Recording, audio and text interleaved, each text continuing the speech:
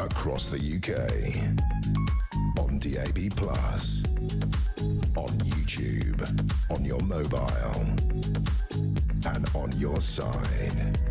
This is Talk.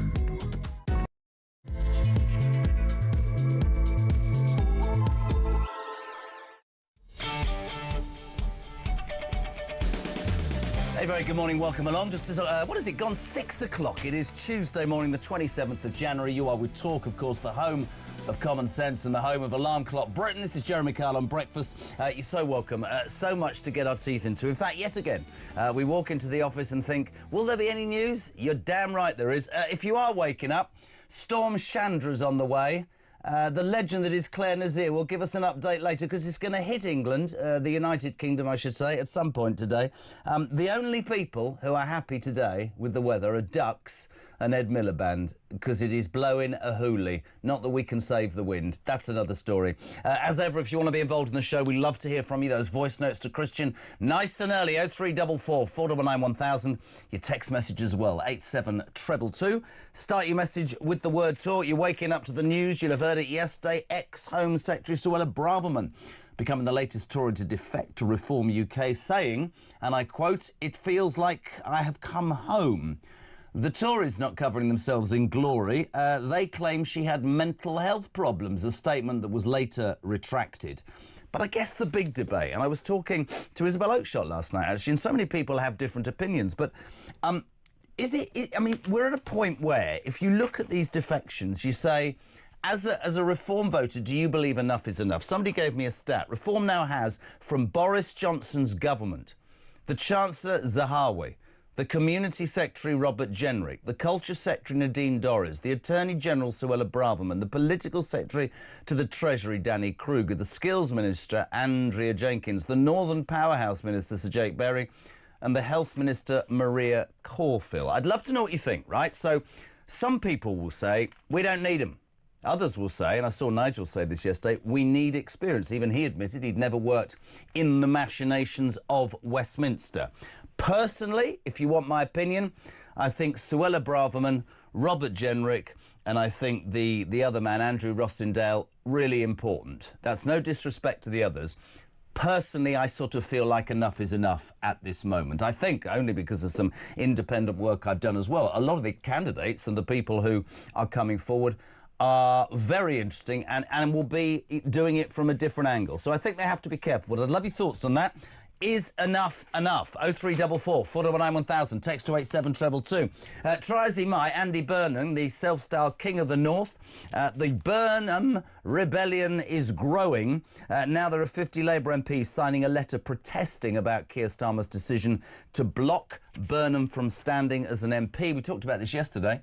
It's all about, you know, how you play the game, isn't it? Burnham now a martyr. Starmer's on, excuse the pun, death row politically. I think we all know that. And so it'll be interesting to see whether anything comes out of it, whether our Ange comes straight on the outside and becomes Prime Minister. My paper reviewer, the wonderful Simon Danchuk, is shaking his head. More from him in a second. As somebody said yesterday about Angela Rayner, so that means you can not pay your tax and be Prime Minister potentially, so that's good.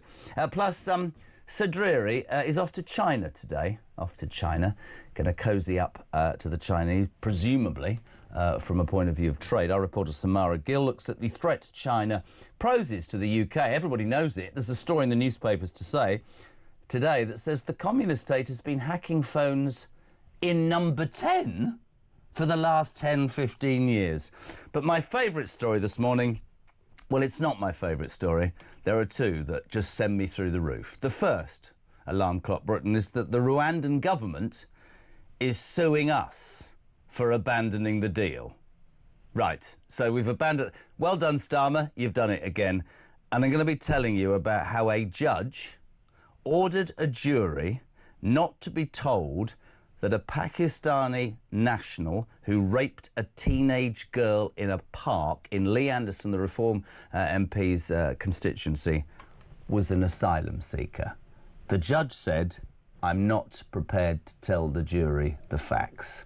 That's where we're living. 0344 499 1000, and a very good morning to former Labour MP and Reform defector. Have you got mental health problems, Simon Danshuk? No, I haven't, but no, I don't believe Suella Braverman has either. I mean, it's a disgrace what the Conservatives have said about her. They put out a statement yesterday, yeah. It's a new law for the Conservatives, I have to say. Often been called the nasty party. There's just a few individuals within the Conservative Party that bring them to a new law, and I think this is despicable. I think it's outrageous to suggest. They put out a statement yesterday after they'd learnt of Suella Braverman's surprise defection from Conservative to Wasn't Reform. A surprise to me. Oh, was it not? No. Well, not to many, perhaps, in reality, but it was done, you know, as a surprise.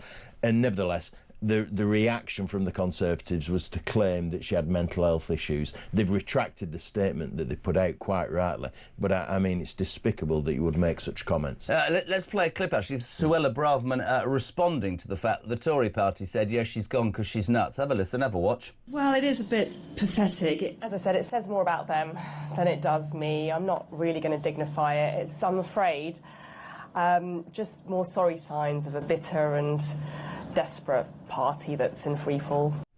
Interesting, you talk about there's a toxic environment. She also touched upon this about the environment, one of the reasons why she left.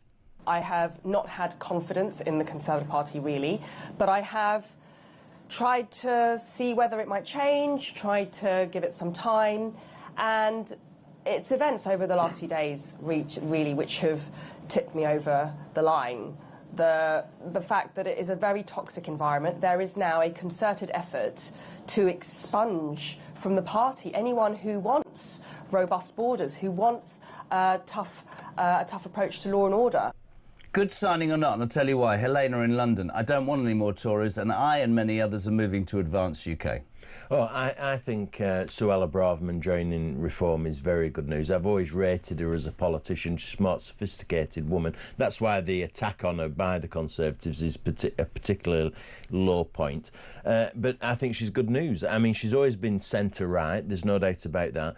Her contribution yesterday in the speech that she made at the Reform Veterans event was very impressive in terms of why we need to come out of the European Convention on Human Rights. She knows her stuff. She's got a law background.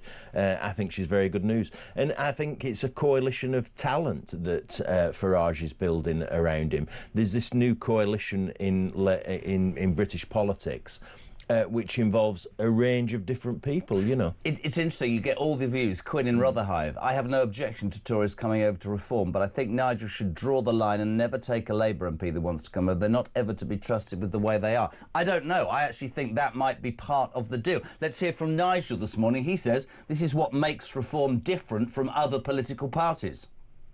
The Prime Minister insists that Britain is not broken. The Leader of the Opposition insists that Britain is not broken. We absolutely insist that Britain is broken. And I don't think, until you're prepared to accept the depths to which we've sunk and are sinking fast, economically, socially, societally, unless you understand and accept those things, then it's impossible to get into the mindset to be radical enough to change them. So I ask you this morning, if you're waking up, Tory MPs, with Reform now having more former Tory MPs than initially were selected as Reform MPs, are you concerned? 0344 499 1000, text to 87222. Simon Danshuk, somebody said to me this week that they felt the Tory party had left them and they had gravitated to Reform because Reform, in fact, had all of the stuff that was Tory. But the Tories had become centrist, so what's wrong with politicians? But Reform voters are also concerned that people are just seeing it as, oh, God, I've got to make the 7th deadline, my career's on the line here, I'm going to sign up. That is not a good look, is it? No, and that's how you could paint it, but I genuinely don't think that's what's happening. I think as you pointed out, you know, it's no big surprise that Suella Braverman has gone to Reform. No. She's a centre-right politician, always has been, and, you know, and she's wanting to come up with a solution to Britain's problems. And Nigel Farage, that point there is really important. If you know, Britain is broken now.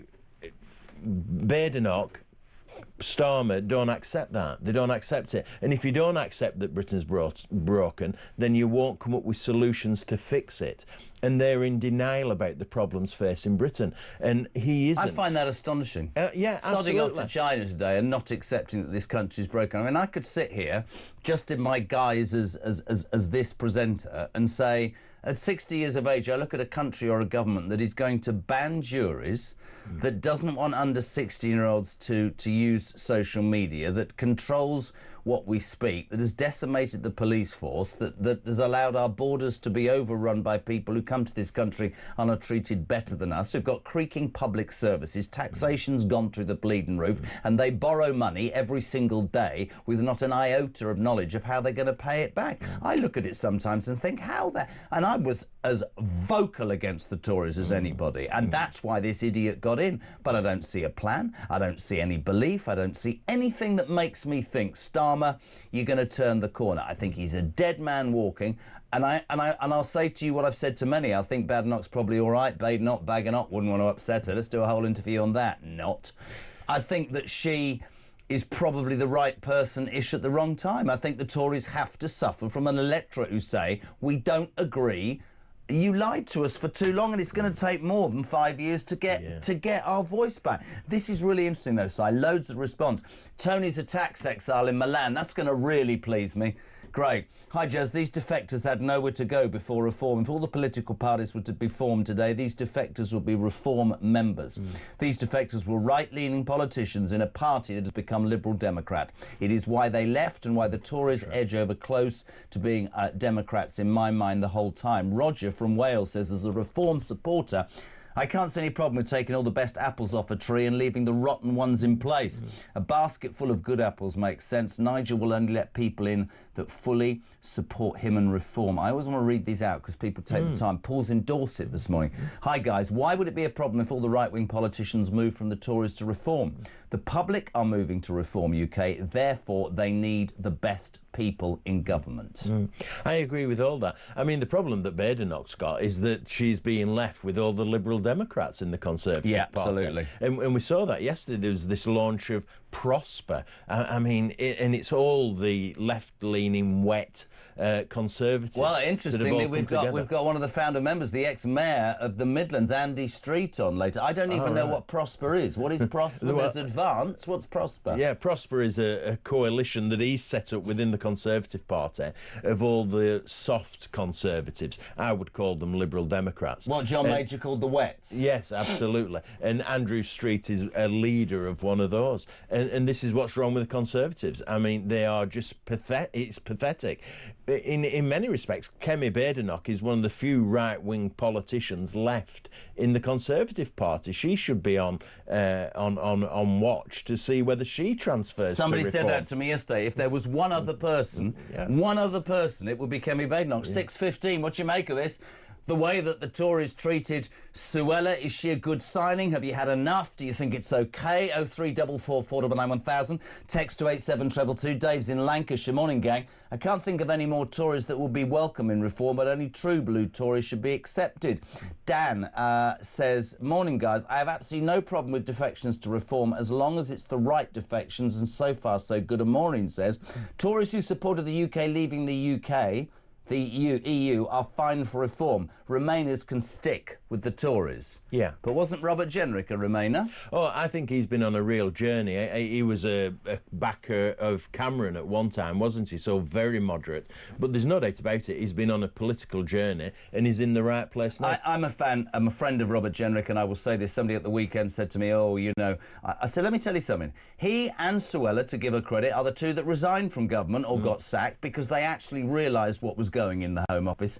You can say what the Tories said about him was political ambition, or hers was mental health. They want to have a look. Let's say good morning to Liam. Morning, Lee. Morning, Jazz. Liam in West Yorkshire there. I can't get where everybody's saying that they're going to move to Advance UK instead of reform. Don't get me wrong. I agree with a lot more of what Rupert Lowe says than I do Nigel Farage. Not that I don't agree with Farage. I just think Rupert Lowe dares say a few more things. However, to get rid of this Labour government, Advance UK are not going to form the next government, so it'd be a wasted vote. The only way Advance UK will do anything is if reform get in first and that pendulum swung back to the right. which we all desperately need. Have a good show, mate. Thanks. Steve's in Bromsgrove. Reform is not a second Conservative Party. The last government had 344 Tory MPs, 10 right-wingers moving to Reform. Does not make it the Conservative Party. And Tony Gannon makes a great point. As a lawyer, she was, of course, the Attorney General, Suella Braverman. She has absolute grounds to sue the Conservative Party for that disgusting slur yesterday about being mentally ill. Yeah. No, I think the Conservatives are finished, actually. And we have to bear in mind, Reform's a new party. The 2024 general election, this is just over, a couple of years ago, not even that. They were hardly in place, It's just been built as a political party. And so, and this new coalition is being formed. So it's not surprising that Suella Braverman or Jenrick or anybody else I think weren't with the Reform before. And listen, I work independently for Reform in terms of selection. Nothing to do with my political persuasions, that's just a job. And I make that point for a reason, because Matt in Runcorn says, I'm sorry, but thank God you pointed out at the top of the show that it's not just ex-Tories, but prominent Johnsonites. This isn't just the Conservative 2.0. For me, it's turning into Johnson's Cabinet 2.0. I really like Simon, but he's kidding himself and insulting our intelligence, trying to tiptoe around this one. This isn't acceptable, you see. But then you put Margaret in Birmingham. Great that Suella has joined Reform. The more the merrier. Let's destroy the Tory party. Well, so you see, there you go. I don't know. We need people to come together to deliver what needs fixing in Britain. We need solutions to the problems. And I make this important point. This isn't about left or right politics. It's about what's right or wrong to fix Britain. Which is why he's making the point about broken Britain yesterday, Nigel. Exactly right. And he makes the point about bringing talent together. And we need talented people to address the problems. And contrast all of this that we're talking about with what we've currently got in Keir Starmer. I accept that. And I wanted to say, because overnight, all the stuff that's happening in America and ICE and Minneapolis, we'll talk about it in a bit, but even Donald Trump has retracted a bit. And I want to put this to you, because there was an article at the weekend about how there are 81 seats, I think Red Wall, but sort of, north of Watford Gap and south of Scotland. And in those seats, the Tories and Reform would cut each other's throats and allow the left some sort of alliance in. And this article said the only way that you will stop a Labour coalition with that mad bugger from the Green Party, Hypno-Tits as I call him, and possibly all the other weirdos, is by there not perhaps being a merger, but perhaps there being an arrangement in 40 seats Reform stand and the Tories don't, and vice versa. Do you believe, big question, that Nigel, as the not winning post gets nearer, but the reality becomes clearer, that might have to be an option for him? Not a merge, but some sort of agreement, which would make him the biggest party in Westminster and he can call the shots. But the fear for many is going to be the left could get back in through the back door. That is a real worry. I saw that analysis. I think it was in the Mail on Sunday over the weekend. Yeah. And so they were suggesting, and they're very aligned with the Conservative Party still, I have to say. So that might be why they're pushing that agenda. But this idea of a pact on the right, I think could be what's required. I think we're too far out from a general election to. This said that Reform have peaked at 30% and are starting to drop. But people used to say that the Reform had peaked at 20%, and look where we are now. So, and with this coalition, I think they've got momentum. Yesterday they were all over the media, Suella Braverman. Today they will announce their candidate, I believe, this afternoon for the Gorton and Denton by-election. No, I haven't. No, Well, I'll tell you what, I will tell you this, ladies and gentlemen. From 9 o'clock this morning, the chairman of Reform, Dr. David Bull, ex-colleague of ours and great friend of mine, on this show, taking your calls. Again, creatively, Christian genius. When Robert Jenrick has he calls it Ring Rob. And this morning, Dr. David Bull, Christian has spent hours, days deliberating. We call it Dial Dave. So that Dial David Bull is on from 9 o'clock this morning. Maybe we'll get it out of him, who the candidate's going to be. Absolutely. And so Reform will dominate the news again today. So they have real momentum behind them. And this idea of a pact, a grouping with the Conservatives coming into the next general election. It could be possible. We don't want a left-wing coalition. Shall I tell you what nobody says, though, in those articles? And you'll know this. You're an intelligent man, much more than me. There will be millions of people, no, not millions, 3 or 4, who either haven't decided or don't want to say that they're Reform voters or advance voters or whatever. They'll either be keeping their powder dry. There are many people I know who don't want to admit they're going to vote Reform because they think people will go, oh, you're a far-right whatever. I think that's going, but I think there is much to play for there. But I think there is such a momentum behind Nigel that right now, you're right. Why would you even have that conversation? The Tories are losing people hand over fist. They're not a 17, 18%. And you're right, can Reform grow? Matt on Reform, morning. Good morning, Jezza. Matt from Warrington. These Tories jumping ship to Reform, I don't have a problem with it because they need some strength in depth. I'd like to maybe see a few Labour come over as well to balance it out a bit. I'd definitely like to see Johnny Mercer come over because I think he's a top MP, does a lot for veterans. But Farage, he's damned if he doesn't, he's damned if he does. So, have a little bit of faith in him. Let's get to May, see what the elections do, and hopefully either get rid of this Starmer. Hopefully he'll stay in China. Anyway, great show. See you soon. That's the reason I do this show, for people like Matt, hard-working Brits out there. He probably got up at 4 o'clock, 5 o'clock, doing his bit, grafting in the factory, isn't it? But so many opinions on this. Sarah from South Lincolnshire. Morning, Simon. Oh, and hello, Jezza. Oh, right, it's the Simon Danshuk show now. As an original Reform member, I say Suella is a very welcome addition to the party. She's the right kind of Tory. Paul says, Nigel, have faith, has had to go out and recruit experienced political figures. Can't go into government with just 5 MPs. I believe he's doing the right thing. Darryl says, I'm 42, and trust me when I say, I'm comparing this from my 20 years ago to now, and Britain is broken. This country is in decline for everyone in this country, and we are laughed at on the international stage, and fundamental change needs to happen. Yeah, absolutely right. And give Nigel Farage some credit.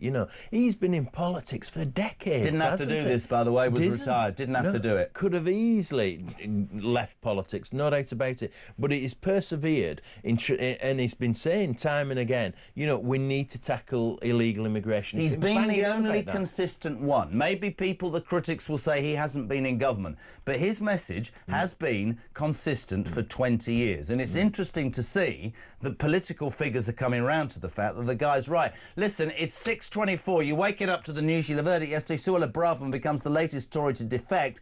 The Tories so hacked off, they put out a statement saying she's got mental health problems. I think she should sue them. They later retracted that. But the question this morning is, have Reform now got too many Tory MPs? Are you in the camp that says, no, we need experience? Are you in the camp that says, hold on a minute, Reform now has, listen, from Boris Johnson's cabinet, they have the Chancellor, Zahawi, the Community Secretary Jenrick, the Culture Secretary Dorries, the Attorney General Braverman, the Political Secretary to the Treasury Kruger, the Skills Minister Andrea Jenkins, the Northern Power Minister Sir Jake Berry, and the Health Minister Maria Caulfield. So, are you one who is concerned, or are you happy at the latest development? 6:25, back in 3.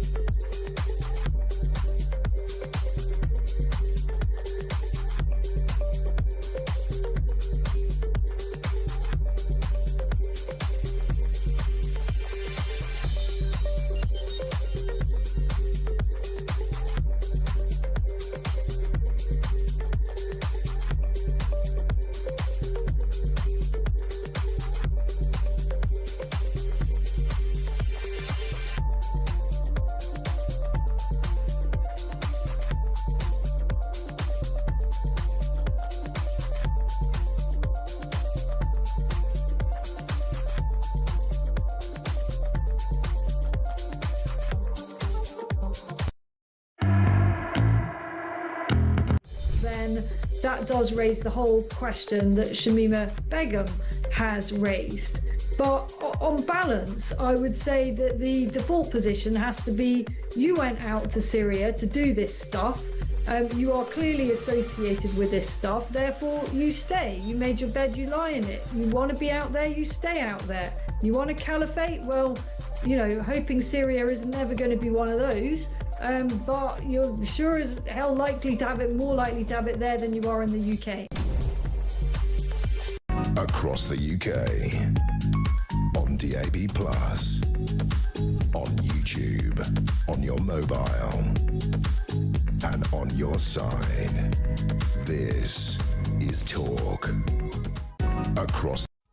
Welcome back, 6:27. It's Tuesday morning, and the legend that is Simon Danczuk, former Labour MP and now Reform voter, defector, and possibly candidate, here on The Breakfast Show. We've talked about Suella Braverman, loads of people getting involved in this debate. Is it too many? Is enough? Darryl in Blackburn. All these people who complain about the Tories moving to Reform and how they're going to move to Advance, where on earth are Advance going to get any movement or MPs from? They will have to be former Conservatives or Joe Bloggs off the street. You know, I agree with that. Simon says from Durham, the failed Tories pouring over to Reform in droves, the same people who enforced the ruinous COVID diktats. There is no alternative. Reform have rifled on about being anti-establishment, then quickly morphed into the establishment's very self. It's an embarrassment. Who's next? Boris? I wouldn't be surprised. The political end is more than nigh. The pub beckons. Oh, no, I'm not allowed to go. Simon in Durham. Boris Johnson, let me tell you, is not going to Reform, not as long as there is minutes in the hours of the day. It's not happening, I can tell you that categorically. And it's important to remember, Boris... And I was a fan, but he's finished. Yeah, but yes, he is completely. There was a time when you thought, oh, he might come back, but that time has passed. Absolutely. I were having that conversation yesterday. But you know, the idea that Boris's... cabinet, he'd have a diverse range of people in it, you know, some on the right, some on the centre. He was one of the most left-wing prime ministers we ever had. I mean, as a Tory voter, I've always been straight about my experience on politically. I was a massive fan of Boris Johnson's. I'm so angry with the man that had this amazing opportunity. He could have ruled for 10 or 15 years. Yeah. But you're absolutely right. He became that wet Liberal Democrat. He became obsessed with, you know, the green environment and all those net zero rubbish. What Farage reminds me of, and I think he's the man, but I could be wrong, I feel like there's a movement towards him as there was towards Johnson, and that all the flaws that people go, oh, I mean, he was telling me the other day, brilliant, I've told this already, so the other day, but I said, how's it going? He said, well, I've just had an interview, and some woman said to me, some lady interviewed, said, very nice, she said, so, Mr. Farage, gambling, smoking, drinking, women? He went, yeah, all four, now ask me about the country. And I like the fact that there are flaws. I like the fact that the message is consistent, and I feel like it's almost like Johnson, that the country will get behind him. Nick, what do you think? I don't know why people are so obsessed with recruiting Tories for... I mean, I left Reform after the whole Rupert Lowe saga. I don't know who'd want to be an MP. Look at the quality of MP we've got at the moment. These morons for Labour and the Liberal Democrats. There's a voter. Right, let's turn to the Daily Mail. You'll know more about this than me. Absolutely. The Andy Burnham rebellion is growing. We now have apparently 50 Labour MPs sign a letter to Keir protesting against his decision with the NEC to block the Manchester Mayor. I'd love your take on this, pal. This moves Starmer closer to being derailed and got rid of, doesn't it? No doubt about it. This is a Labour issue of its own making. The by-election in Gorton and Denton is because of Labour, a disgraced Labour MP who has had to resign. He was health minister and now he's gone completely, and then they're fighting over they're playing student politics, aren't they, with how the country is governed, as if we haven't got enough problems to sort out. They're now fighting amongst themselves within Labour as to who should be the candidate for Gorton and Denton. And do you know the area? Yeah, I know it reasonably well. I mean, I know it from the time that I worked there. And what's really interesting is sitting here in London, because I always say it, you know, we seem to have a government that's based in Islington. And I spent 15 years of my life in Manchester. The Labour Party is no longer perceived in Manchester, let me tell you, as the People's Party, the Workers' Party. It isn't. I've nothing against Andy Burnham. I don't know him. Matt Torbett, who's a friend of mine, comes on the show, says he's a good guy. Is he self-styled? I've no idea. But for me, I had a different angle on it. He was going to win whatever. I suspect he wouldn't have won the seat. But I suspect that he and his advisors knew that the only option Starmer had was to block him, which makes him a martyr. I think Starmer's a dead man walking. Some of that crap from Steve Reed, oh, it's the cost of an election, it's inconvenient. We said yesterday, democracy shouldn't be inconvenient. I believe the decision has been made to protect Starmer, and because they know if there's a mayoral candidate, they'd have lost that, and are they prepared to trade the seat more than a mayoral candidate? They won't win the mayor election in Manchester. Go and look at the polling. The polling doesn't say that Andy Burnham would have won that seat. Matt yesterday said, oh, there'll be a 10% swing. I think Reform or the Greens will win that seat. Oh, yeah, no, I think Reform will now certainly win Gorton and Denton. And if anybody... Imagine that. Yeah, no, Imagine Nigel... Does anybody... I know it. You know it. Gorton and Denton in Manchester falling to a man. That seat has been Labour since 1906. It has, you're right. 1906. 120 years. It's been Labour. And if anybody could have retained it for Labour, it would have been Andy Burnham. He's very popular. Do you know him? In Greater... Yeah, I know him. I know all these personalities, don't I? Because I was in the Parliamentary Labour Party. But what happened last night, as always happens on a Monday evening, is a meeting of the Parliamentary Labour Party. It happens at 6 o'clock every Monday evening when Parliament sits. And they came together. Lord Hermer addressed them. Big mates of Starmer, trying to shore up Labour MPs, but they were outspoken. They were one of the MPs actually in the meeting called for Starmer to go. You know that, right? Yeah, absolutely. And now you've got 50 MPs, as the Daily Mail is saying, who've written a private letter to Starmer saying you need Andy Burnham as that candidate. I wouldn't be surprised if U-turns by Starmer are so popular. I wouldn't be surprised if he actually changes his decision and lets Burnham run for the seat, actually. I wouldn't be surprised if that... We're only on Tuesday, for goodness sake. Well, you're talking about somebody in the Parliamentary Labour Party, and that's according to Simon Danchuk, who knows yesterday in the meeting calling for Starmer's resignation, Carl Turner, the Labour MP for Kingston upon Hull, who's been really outspoken, on this show later. We'll ask him that exact moment, because he'd have been at the party. Labour, though, right? So if I'm Andy Burnham... do I want to be associated with this crap? Probably not. But Labour aren't going to be elected for the next 15 or 20 years, so it's his one shot, I guess. You know who I think will be the next Prime Minister of this country, don't you? You can all laugh. Don't say Angela Rayner. I do. Yeah. That would be disastrous. Don't pay your tax and become Prime Minister. Can you imagine Angela Rayner on the world stage? It'd be funny, man. It'd be hilarious. I'm off to Ethiopia. I'm off to Ethiopia. Do you remember her trying to say Ethiopia? It was amazing. Or, of course, Ed Millipede, who is very popular with the members, and he's appallingly shocking. I'll tell you what's interesting in the press today. You get some commentary where those around Starmer are now being quoted as saying that they want to move away from Starmer and put Wes Streeting in place. Now, this is the interesting thing, because... the subtlety of it. He really has got on my bits, by the way. I like Wes Streeting. He used to come on all the time, and I would say this to his face. I think he'd make a better Prime Minister than Starmer, but I will look him in the eye and go, how in the name of God, Wes, can you allow 200 kids to be tested with puberty blockers? Yeah. That is it's a bugbear of mine, Si. Yeah. I think it's an absolute disgrace. I agree with you. Disgrace. I put a post on social media about 2 weeks ago about that very issue, and I said if there's one thing that will stop Streeting from becoming leader, it is that issue. It's not difficult to me. Cancel it, Wes. Absolutely. Don't tell midwives they can't say the gender of a baby. We had that yesterday. Midwives are being told you can't say it's a boy or a girl. That's up to the parents to decide, because some poor midwife said, oh, you're a lovely boy, well done. And they went, no, you're right to say he's a boy. Willie and everything, couple of nuts and all that. And got a warning, didn't she? Or a written warning after 28 years. Mad. I thought he'd be on top of all this stuff. It's the same with the NHS has to celebrate first cousin marriage is another issue.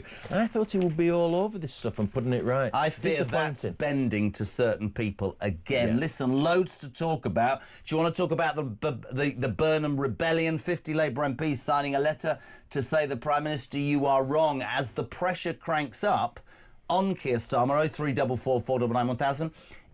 it cranks up on him, and he's buggering off to China today. That's a real problem for him, you know. Whilst the cat's away, the mouse will play. The mouse will play, and there's some truth in that. That happened, you know. If you look back historically, that is the sort of thing that happened. Thatcher when she was in Paris. Absolutely.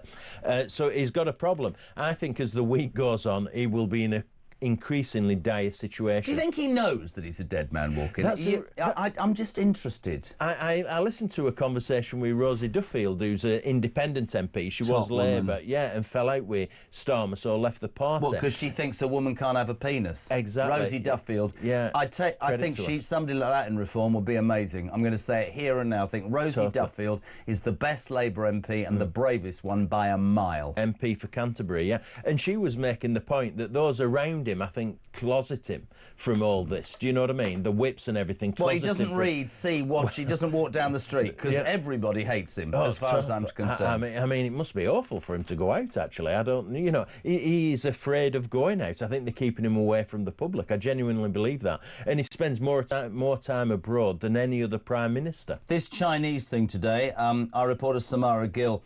Later on, we'll look at the threat that China poses because he's off to do a trade deal.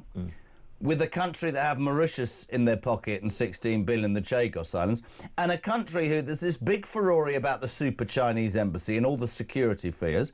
It turns out today we've got a story that says that I mean, I find this unbelievable. China has been hacking phones in number 10 for absolutely years. On the front page of the Telegraph this morning. Look at this. China hacked phones in number 10 and he's off for a meeting with them. Yeah, absolutely. I have real concerns about Starmer and China, actually. He helped collapse, his government helped collapse the China spy trial, if you remember. They did, absolutely. You've got the super embassy, then he's giving away Chagos Islands to Mauritius. It's Herma, man. It's Herma. Yeah, absolutely.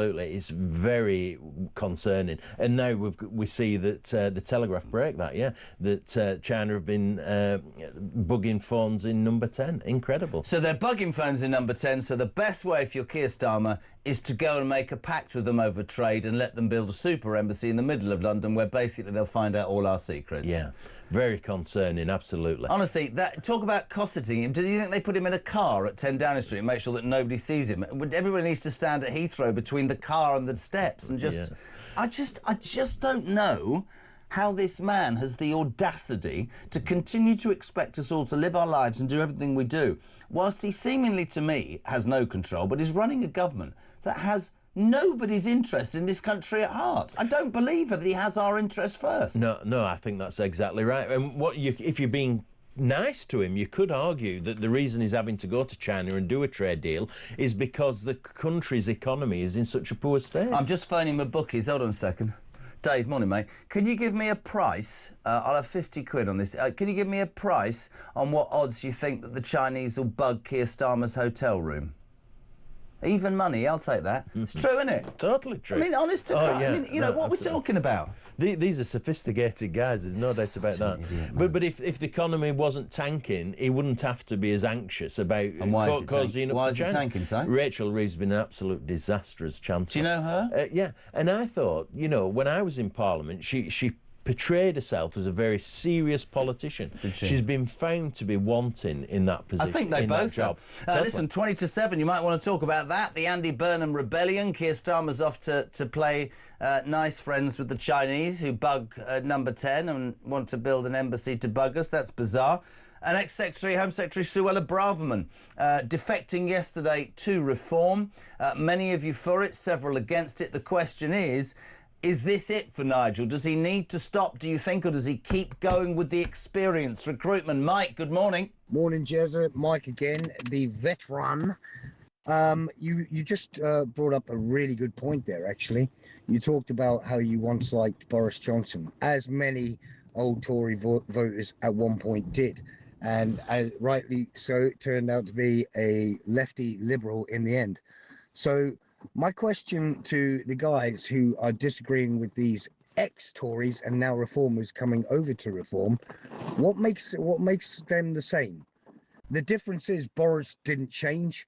These Tories are giving up big positions or had big positions and have changed themselves. And many of them, if not all, have actually apologised openly for being part of the problem.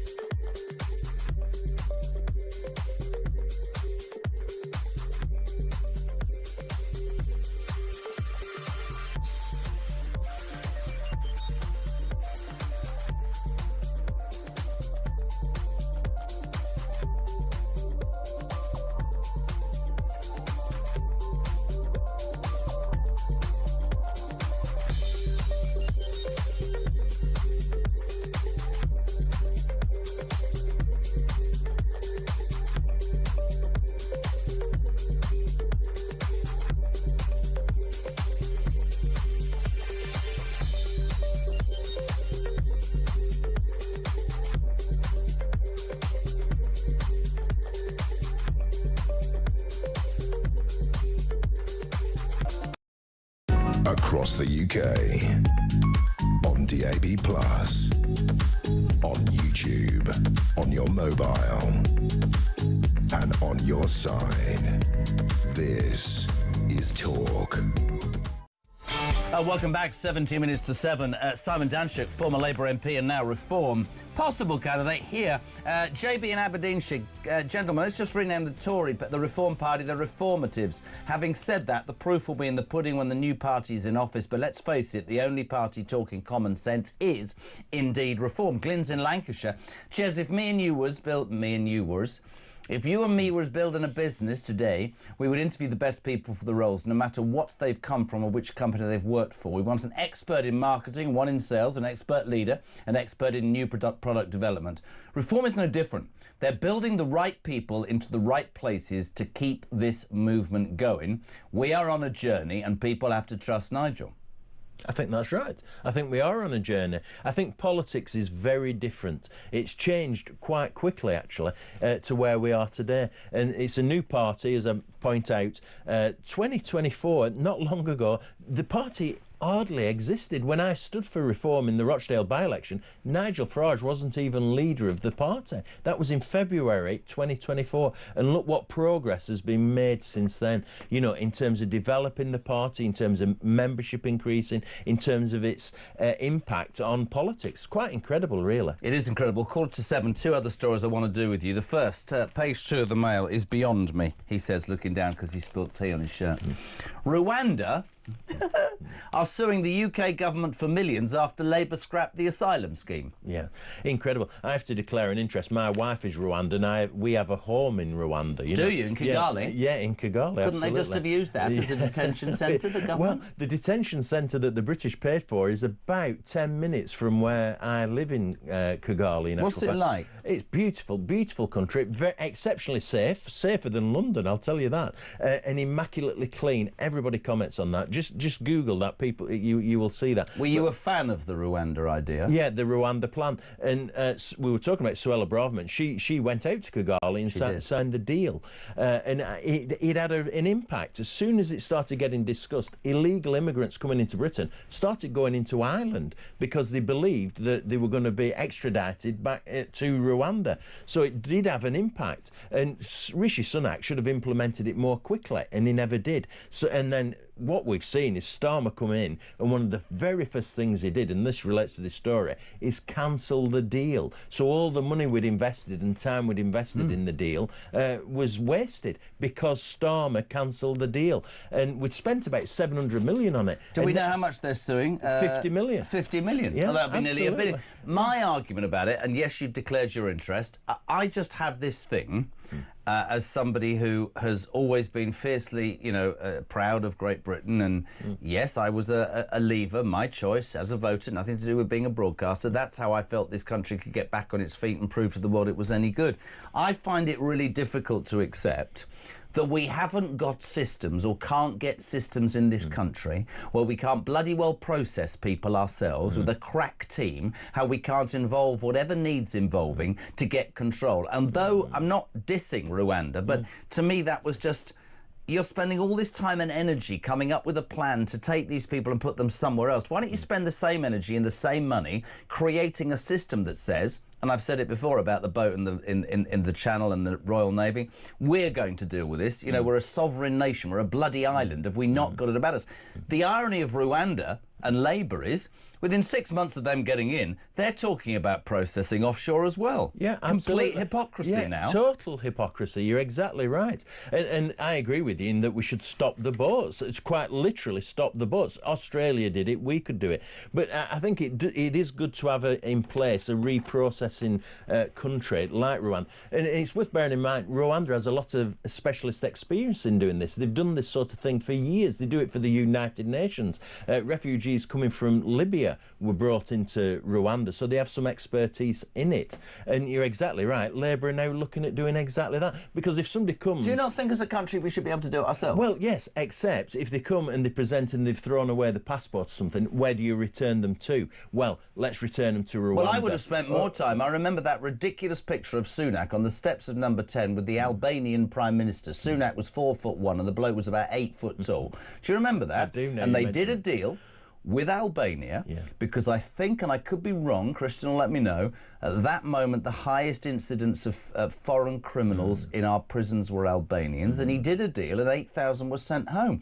I'd have spent my time not doing Rwanda, I would have spent my time making deals with other countries. And on that note, right, and I'm sure you're all rushing around, a really interesting one for us. At 7:30 this morning, Senator Lucio Malan, who's sort of Giorgia Meloni's number 2, part of the Brothers of Italy party, he's going to come on this show, because we want to get Meloni as well in the future, and talk about how Italy dealt with this small boat crisis, because she's quite a formidable politician who was quite strong, and Italy have turned, excuse the pun, they've turned it round, the boats and all of that, by being quite forceful. We could learn from them. Absolutely. That is Rwanda.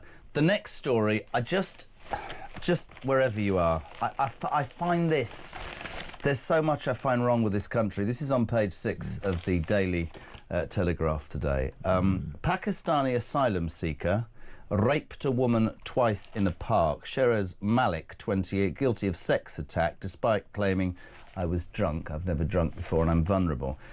Let me salute Lee Anderson, Reform MP, works for the other side, GB, I don't care. This man is a proper MP. The judge in this case, and I cannot find the name of the judge, but I had it earlier,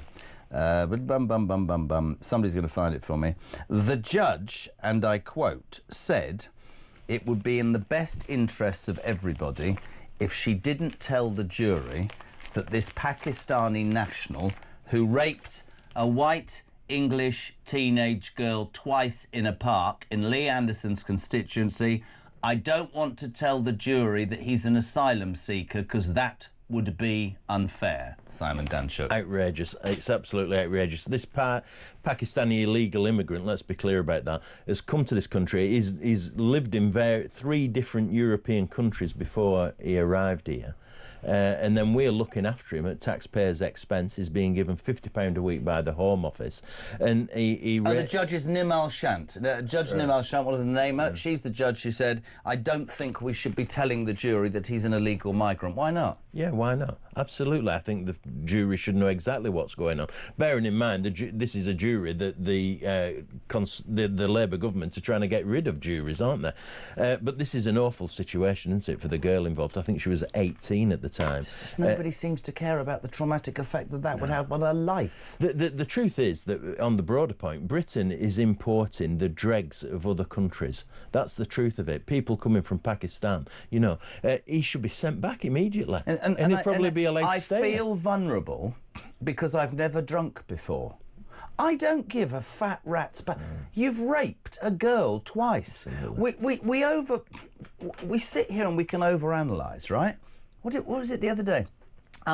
That poor nurse Jennifer Melley, 2 years of her life on hold against a convicted kiddie fiddler who she'd misgendered, who I suspect, and this will send them right over the edge, decided to become a woman to try and get to a cushier jail having raped 2 children. Same here.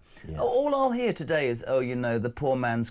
I don't care where he's come from. There's a way to behave and a way not to behave. And in my society, that means you shouldn't be here. Why isn't he on a plane to Pakistan in a heartbeat? Absolutely. And he won't be, will he? We know he won't be. He'll be given the right. And does anybody that makes those sort of decisions side, do you think they give a toss about that girl? No, I think they have a warped view of the world. But you're right about the victim. She will live with this for the rest of her life. It will impact her for the rest of her life. He'll do a couple of years in prison and he'll be out roaming round Nottinghamshire again, won't he? You can bet your bottom dollar on it. Outrageous. There's much about the press that I hate, but the sort of work that Lee did and the sort of work that we and other stations do on this is brilliant, in my opinion, because this judge, Nimal Shant, imposing a reporting restriction, postponing publication of Sheraz Malik's immigration status to the end of the trial. That judge, this isn't going to go away for Nimal Shant, this isn't going to go away for Sheraz Malik, and so it bloody well shouldn't. I don't know how we can have a government, and I don't, this is not well, it is actually anti-Starmer. You think back to Epping. We as parents, the Pink Ladies, are terrified for our daughters.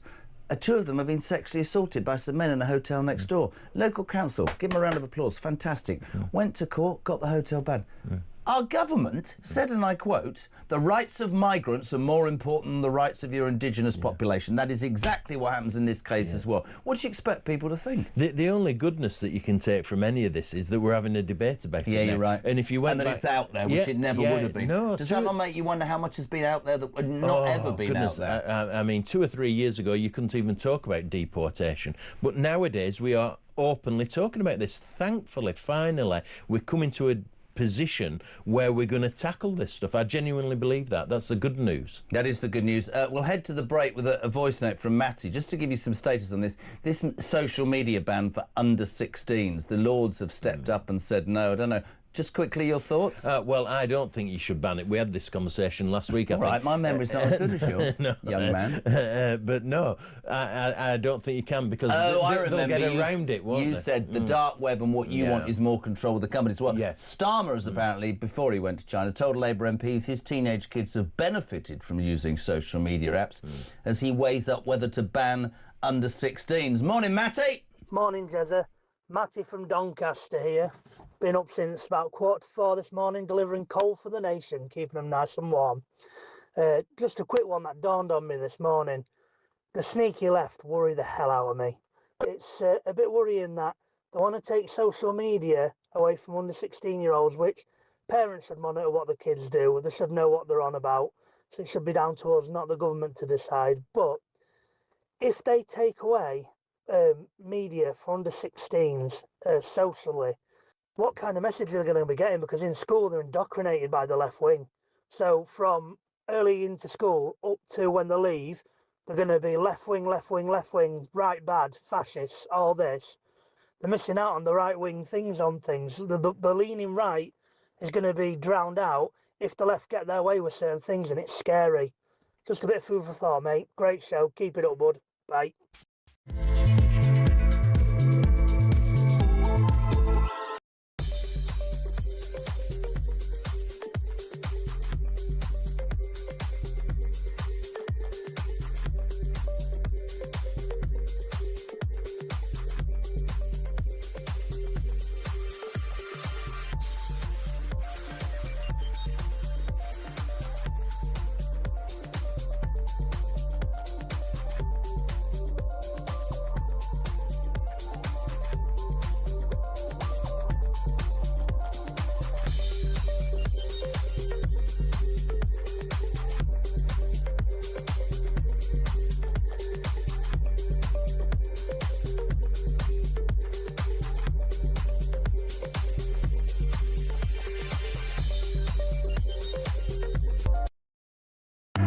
He's a Democrat, either hard left or really sort of like, they think themselves progressive Democrats, who are trying to stop federal agents mandated by the electorate and by the government to carry out law enforcement in their neighbourhood to arrest and deport illegal migrants and criminals. They're largely, the people they're going after are people who are in the country illegally, either before or after they have committed crimes where they are no longer allowed to be allowed in the country. That's it. That is what they're doing. Across the UK, on DAB+, on YouTube, on your mobile, and on your side. This is Talk. We're back almost 7 o'clock. Simon Danshuk is here. Don't forget Storm Chandra is going to hit later on. And Claire Nazir, my weather lady, the best there ever was. ITV, you're idiotic. The woman's class. She'll tell you about what's happening about 7:40 this morning, but it is going to hit. Simon Danshuk, there's a question for you. Morning, Graham. Morning, Jezza. Morning, Simon. I have a question for Simon. Are you going to run as a candidate for the upcoming by-election in Galton and Denton? No is the answer to that. Certainly not. I think Reform have got somebody in place, actually, and they're going to be announced this afternoon. It'll be exciting to see who it is and what chances they are. But I may well go up and support the candidate that's selected to get them. But you would, you might well stand if selected further down the line? Well, I would stand for reform if they wanted me to, if they thought I could make a contribution. I'm a great believer in public service, you know. That's what politics is about. It's not a job. To be, isn't it? Yeah, it's public service. It's about doing what's right to get the country going in the right direction. I feel passionately about that. And to be fair, you were the first Labour person that defected, and you fought that Rochdale by-election long before Nigel took the party over. I was an early adopter to reform. And do you know that if you do get selected, you know you have to have media training with me, don't you? Right, yeah. I look forward to that. I'll just tick the box for Simon Danshuk. He's straight in. Couple of minutes to 7. Right. Busy next hour. Don't go anywhere, Si. Sir John Redwood, former Conservative Cabinet Minister. Also, I said it, Senator Lucio Milan, number 2 to Giorgia Meloni in Italy. He's going to tell us how Italy has stopped the boats. We'll get an update as well on that one horrible storm that's heading our way. Storm Chandra with Claire Nazir. And we'll talk more about China with our roving reporter Samara Gill. Keep the calls coming, 0344 499 1000 and the text 87222. Very quickly before you go, how long does Starmer last?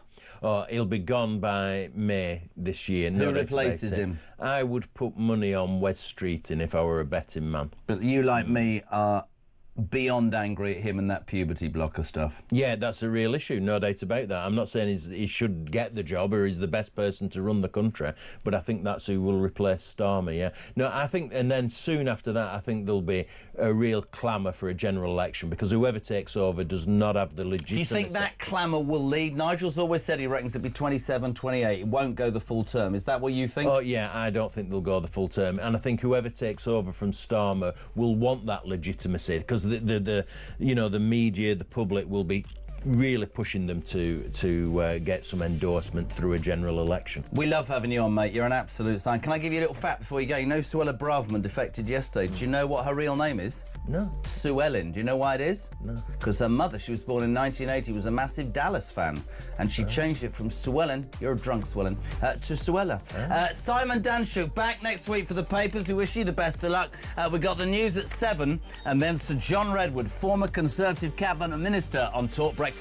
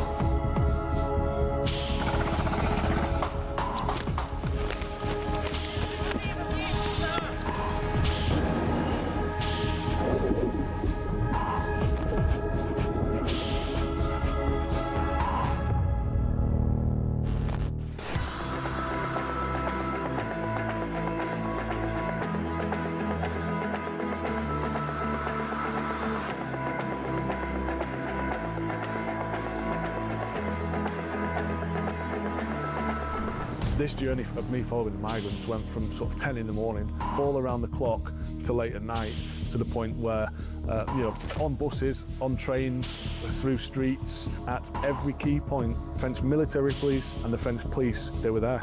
They were on the bus, taking down notes, taking pictures, but not doing anything to deter the migrants or stop them, just being there.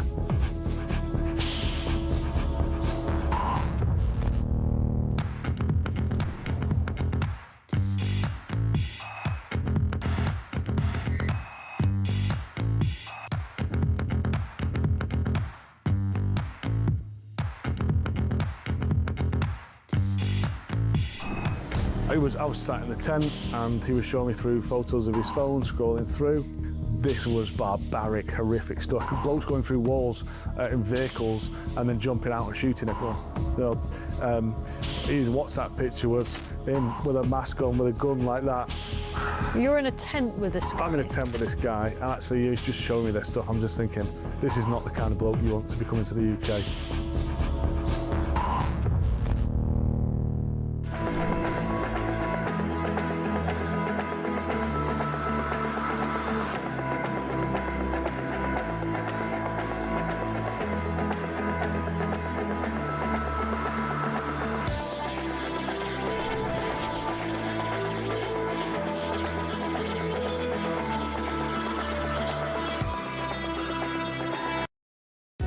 across the UK. On DAB+, on YouTube, on your mobile, and on your side. This is Talk.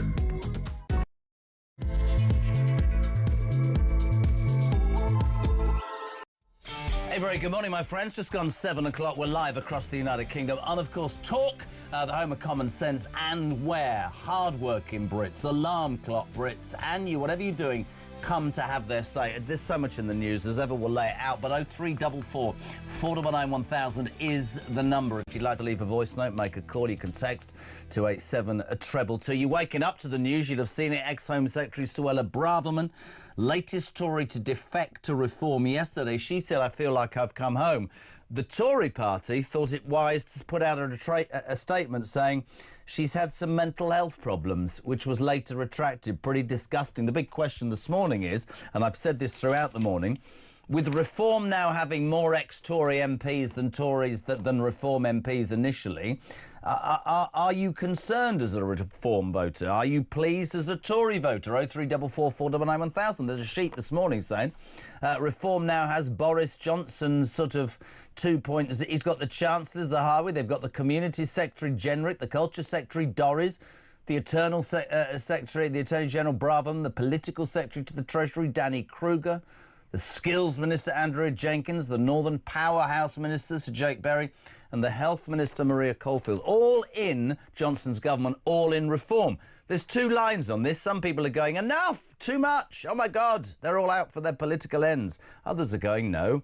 What Nigel Farage is doing is he is building a party because this country, in his words, are broken. Have a listen to Nigel Farage yesterday afternoon. Hello? I have not had confidence in the Conservative Party. Braverman, really, let's drop that. That's not great. Can I get Nigel Farage, please? See whether it might change. Can we the Prime lose Minister that? insists that Britain is not broken. The Leader of the Opposition insists that Britain is not broken. We absolutely insist that Britain is broken. And I don't think, until you're prepared to accept the depths to which we've sunk and are sinking fast, economically, socially, societally, unless you understand and accept those things, then it's impossible to get into the mindset to be radical enough to change them. Many people with opinions this morning. 0344 499 1000. Has Reform gone too far with recruitment, or do you understand it? Morning, Steve. Morning, Joseph. Steve from Basildon. Just regarding some of these comments about the defections from the Tories to the Reform UK. Obviously, we're hearing a lot of comments about people saying they're going to move on to Advance UK because we don't want any more Tories. And they're citing examples from the COVID era. People like Nadine Zahawi doing the vaccine rollout. I think we forget that during that time, the Boris government was a little bit maverick. Essentially, the decisions were made by Johnson, by Sunak, by Hancock, by Gove, in a room on their own, and those directions were just then fed down. And those staff, those MPs that have come across, are the ones that effective or essentially put a plan into place and actually got it moving and got it working. They were just essentially doing their job. They weren't in the position where they could actually change the direction of where that government was going because they didn't have the power. So bringing great talent across, for me, is a really positive step for Nigel Farage. 0344 499 1000. My next guest is a man who's seen it and done it all. Unfortunately, there's a sort of a technical problem for a couple of minutes, so we can't see his chops, but it'll be all right. Sir John Redwood, former Conservative Cabinet Minister, on the phone. Good morning, sir. How are you?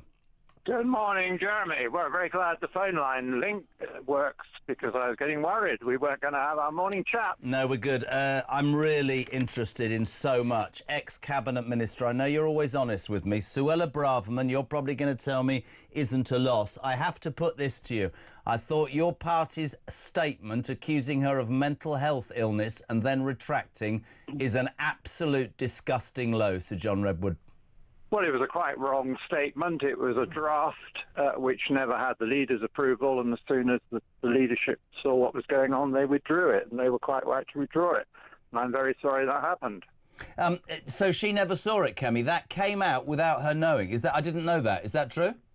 Well, that was what I was told, that it hadn't got sign-off, that somebody had drafted it, and then when the top people saw it, they immediately saw the problem.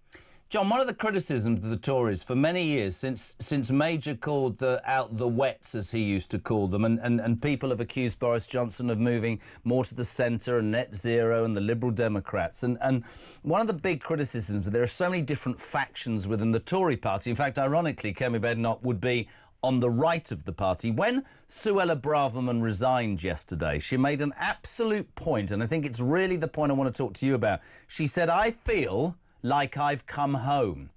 And I've told you before that one of the reasons that I, a lifelong Tory, changed my vote at the last election was the very premise of Tory values that I believed in. Low taxation, strong borders, I do it every day, strong police, all those things had disappeared. Do you understand people's frustrations with where the Tory party has been headed?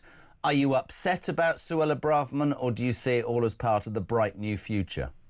Well, I was very upset about the direction of the Tory party in the last couple of years of the last government. That was why, of course, I gave up a job I loved and didn't fight the election again, because I didn't feel I could defend the record on immigration and inflation.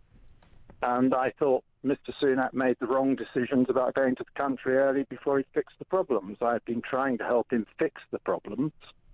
I'm now delighted that we have a leader that has said that those things were wrong and has put in place policies that would really work if a government came into power and did them. And I believe that's exactly what Kemi Badenoch will do if she's trusted with governing the country. But you and I are friends. You and I are friends. We know that's not going to happen. She's not going to... nothing against her. They're not going to turn this around in 3 years, are they? Realistically.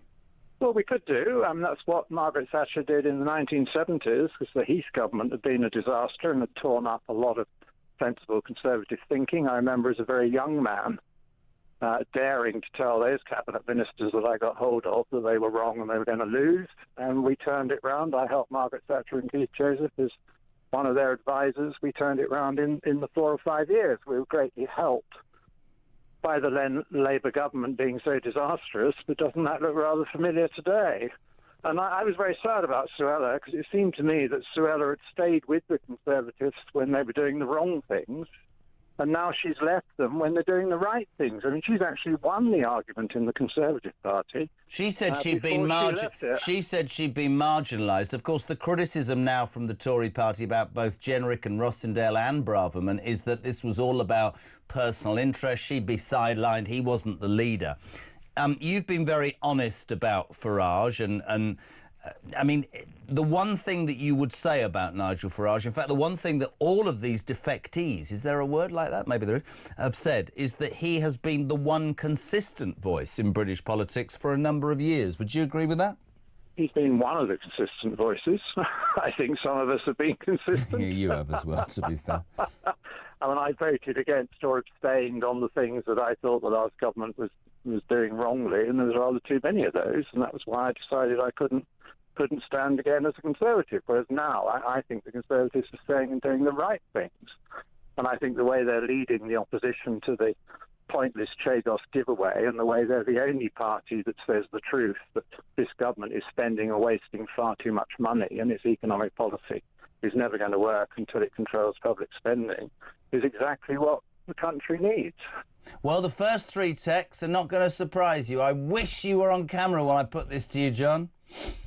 Mary, Dave and Pete all want to ask the same question. When is Sir John Redwood going to be unveiled by Nigel Farage? Well, he's not going to be, because I am going to take the Conservative whip in the House of Lords when they finally allow me entrance, because I've been delayed on the date when I can first go, but I'm looking forward to that. When does that happen then? Why have you been delayed? Well, I don't know, but there's some sort of queue. And so in the second week of February, I hope to be admitted to the House of Lords. And I will then take the Conservative whip, because I completely agree with their economic policies. I think it's vital that we start by controlling public spending and get on top of the runaway benefits bill. I think all those parties that supported cancelling the 2-child cap were quite wrong and taking it in the wrong direction. And I want to be part of the battle to save the Chagos Islands, to have a properly defended Britain, to reassert our sovereignty and to oppose the EU reset, all the damaging policies that Labour is putting forward. People say to me, you're very nice to Sir John Redwood, yeah, because if he was, I'd be voting for you in a heartbeat. I think you're brilliant. Let's talk about front page of the Mail, my friend. I know we're on the phone because of technical difficulties. Andy Burnham, the Andy Burnham saga continues. Front of the Mail, it says that Burnham's rebellion is growing. 50 Labour MPs signed letter to PM protesting against his decision with the NEC to block Burnham from standing in that Manchester seat. Reform will announce their candidate later for Denton and Gorton. He was damned if he did and damned if he didn't through his own incompetence, Starmer, wasn't he? And now Burnham, who is self-styled as the King of the North, I'm not that big a fan, he's a martyr, isn't he, to the left? Well, he's a useful way of saying to Starmer they don't think Starmer is left-wing enough when most of the rest of the country think he's already far too left-wing. I mean, I think Starmer made the least bad decision when he didn't have a good option, because I do believe that if somebody stands for election for a mayoralty for 4 years, he should keep his promise, serve the 4 years and do the job properly. Do you? Just as I think that if someone stands for Parliament for a 5-year term, in the name of a given party, they should carry out the contract. And I stood and won 9 times in Wokingham as a Conservative. I was under relentless pressure for about half the time to join some new party. And I just said, no, I've made a promise to my electors. I will battle for what I believe in within my party. And I think that is the right approach. In which case, the next question's simple. Do you believe that Robert Jenrick, Andrew Rossendale and Suella Braverman should, in terms of democracy, having left the Tory party, either been sacked or resigned the whip and crossed the floor to Reform, that they should be forced, the system should force them to stand as Reform in a by-election? Yes, I think it'd be much better if they chose to do it. The system is that it is the choice of the individual MP. But that was what 2 Conservatives defecting to UKIP did in the days when that was the big battle. And they actually went on to win the by-elections. And it made honest men of them. I think it is wrong to say to people that you will take the whip of a given party and you will support that party in Parliament. They vote for you on that basis. And then you say a few months later, you know what, I changed my mind. Interesting. That isn't honest dealing. John, before you go, today, Starmer, with all of this going on, heads off to China, to a country that we've heard has been hacking phones in number 10 for years, is going to get the go-ahead on this ridiculously huge, biggest embassy in Western Europe, the Chinese super embassy, with all the security issues that we talked about last week. You know, well, the cat's away, the mice will play. He'll probably be bugged when he's in China. Can you explain to me, they all say to me, trade deal. Does he not realise the anger, the hatred, the animosity that's going on towards him one way or another? Running off to China is not going to help anybody. If his government was less controlling, business would flourish here, wouldn't it? Well, I think that's right. I think he doesn't understand politics in that sense, and it's extraordinary because he did very well to get the job, and now he hasn't a clue how to do it. I dread it when he goes abroad because I know he's just going to give away to foreigners money and promises and our powers of self-government and not get anything worth having back. I mean, what does he actually think he's going to get back from China? A trade deal with China means they'll sell us more. We are the customers. We're the big importers. The truth is that his deindustrialization, dear energy policies don't leave us with many goods to sell a place like China, which is making so much for itself. Couldn't agree more. Good day, though, for Ed Miliband and all those weirdos that think windmills are important, blowing a hoolie out there. Well, indeed, but of course they want to import all the turbines and solar panels, or they don't want to, but they end up doing that because they haven't been able to get a British system to make them because they got the wrong energy policies and the wrong business and tax policies. And China is obviously cleaning up on all this green energy. So the more Miliband succeeds, the stronger the Chinese will be. Interesting today, just before you go, very quickly, Ed Miliband's been warned. Did you see this story by unions and energy bosses to, and I quote, to drill, baby, drill, liquid gold? Everybody's been saying it to that idiot for months. We've got a massive asset under the North Sea. Get it out and pay our debts off. Well, I know, and it takes them a long time to get there. I seem to remember persuading the last Conservative government that they should do that, and I eventually persuaded them. And then the first thing Labour did when they came into office was cancel all that and say, oh, no, disastrous idea to drill our own oil and gas. I even pointed out to them there's less world CO2 if you do your own oil and gas. I thought that might clinch it. What it did with Sunak, but it didn't with Starmer. I can't believe how much common sense there is. Everybody says you loved. I do love Sir John Redwood. That Badenoch should use you, my friend. I'm sorry about the technical difficulties this morning, but delighted to have you on the show. We're always so happy to have you here, Sir John Redwood. There on the phone on Breakfast on Talk. Always welcome. So much to say. Ex-Tory cabinet minister, of course. Let's say good morning. Talking China, Sean. How you doing, son? Morning, Jeremy. Sean from Grimsby here. So our Prime Minister's cleared off to China. The only thing what'll happen, he'll come back with shed loads of solar panels, which we'll borrow loads of money for, and then he'll tax us even higher to fund them. And at the same time, China funds Russia, yet we fund Ukraine, you know. Then we have the embassy, the spy embassy, and then we have the spies, but we're not spies, but collapsed. So, you know, if someone can make it make sense, I'm all ears. Great show, mate. Thank you very much indeed. Jeremy Simon, spare a thought today for the poor Chinese security translator who has to listen to all of Starmer's chuntering and motivational phrases while he's sat alone in his hotel room, because they'll obviously bug it. Going, I must say nice things to the Chinese. Can you imagine having to translate that rubbish? Yeah, he's off to China, have the embassy, have a trade deal, bug the phones of our central government. I'm going to go and play friends with you. Whilst I'm away, they're all plotting to get rid of me and the country's on its arse. Morning, Jeff. Is that Hastings? Yeah, we spoke before, Jeremy, about your appendix. Remember you went down, you was 10 weeks in the hospital. All right, so I'm boring. For people who don't know the story, I went for a dirty weekend on a coach from Victoria with a girl called Annie when I was 20 and got taken off the coach because my appendix burst, and I spent 10 weeks in the hospital. But nobody cares about me. It's all about you, Jeff. Crack on. I care about you as much as I do our country. The thing is, Jeremy, I was talking to a guy on the phone this morning.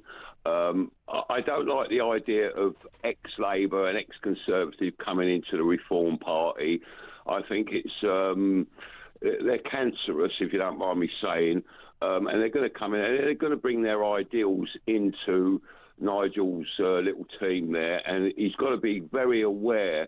You can't let people in. It's like, if I ask a girl out on a date and she says, oh, no, and then a week later she comes back and says, oh, Jeff, I will go out on a date with you, I'm going to be suspicious as to why. Well, you're not going to think your charm's broken her down? What are you talking about?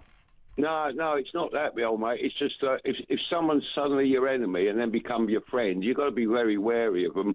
And they are just trying to... Let me put the other side, not because I'm trying to be a voice piece for Farage. There's many situations. I also have reservations. I think enough is enough. I'm a fan of Jenrick, Rossendale and Braverman. I think that's quality. I think there will come a time when enough is enough. But you've also got to bear in mind the critics who say repeatedly he needs experience. He touched upon this yesterday. Here's what I would say to you. I'm guessing you used to vote Tory, right? No. Sometimes I never even got the forms in the door to fill in, but I sort of went for one or the other, on the belief of what they were saying. So politically, you've been on a journey. Just hear me out, right? As I have, as I would think millions of people who have either gone to Advance, do I have to say that, or the Greens, do I have to say that, or Reform, right? The argument is, are we being accused of doing it out of self-interest? Of course we are, because we want a better life. Politicians, yes, it's their job. They say that they can go on a journey as well. I think the people who genuinely believe that Reform will be the next government would say to you, Jeff, you have to trust Nigel's judgment. And I think that is ultimately what this comes down to. Whether people believe that Farage is getting it right or wrong, they will say. But I guess if you're part of that movement, you have to believe he's the man. I'm guessing in Hastings this morning it's about 80-mile-an-hour winds. Yeah, I took my little dog downstairs. She turned round and ran straight back in, mate. Yeah, well, listen, it's a good day for Ed Miliband. Those windmills are going bleeding crazy. Jeff in Hastings, you're a good man. We love having you on. Right, 7:20. Next, overnight, Donald Trump has backtracked on what's happened in Minneapolis with ICE and has ordered his he's ordered Tom Hoffman, the guy who's quite outspoken about borders, to take over the whole thing. And it seems that he's sort of shunted Kristi Noemi to the side. More from the chairman of the Republican Overseas, Greg Swenson, next on Talk Breakfast.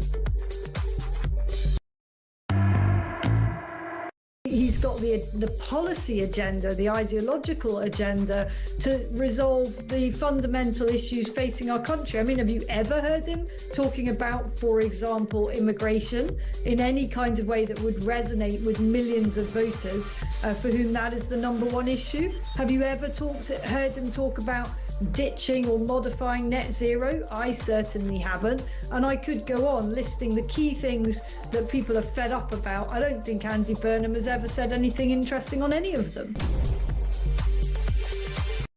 Across the UK, on DAB+, on YouTube, on your mobile, and on your side. This is Talk. Welcome back, 7:25. We're live across the United Kingdom. This is JK on Breakfast on Talk. I've already done that voice note, so don't go there. I'm telling you. Oh, Christian's ahead of the game. Steve, good morning. Morning, Jeremy. This is Steve in Hearts. The reason that Reform UK exists is because the Tory party swung so far to the left that they're not a right-wing party anymore. But they still had proper, traditional right-wing Tory MPs and members in the party.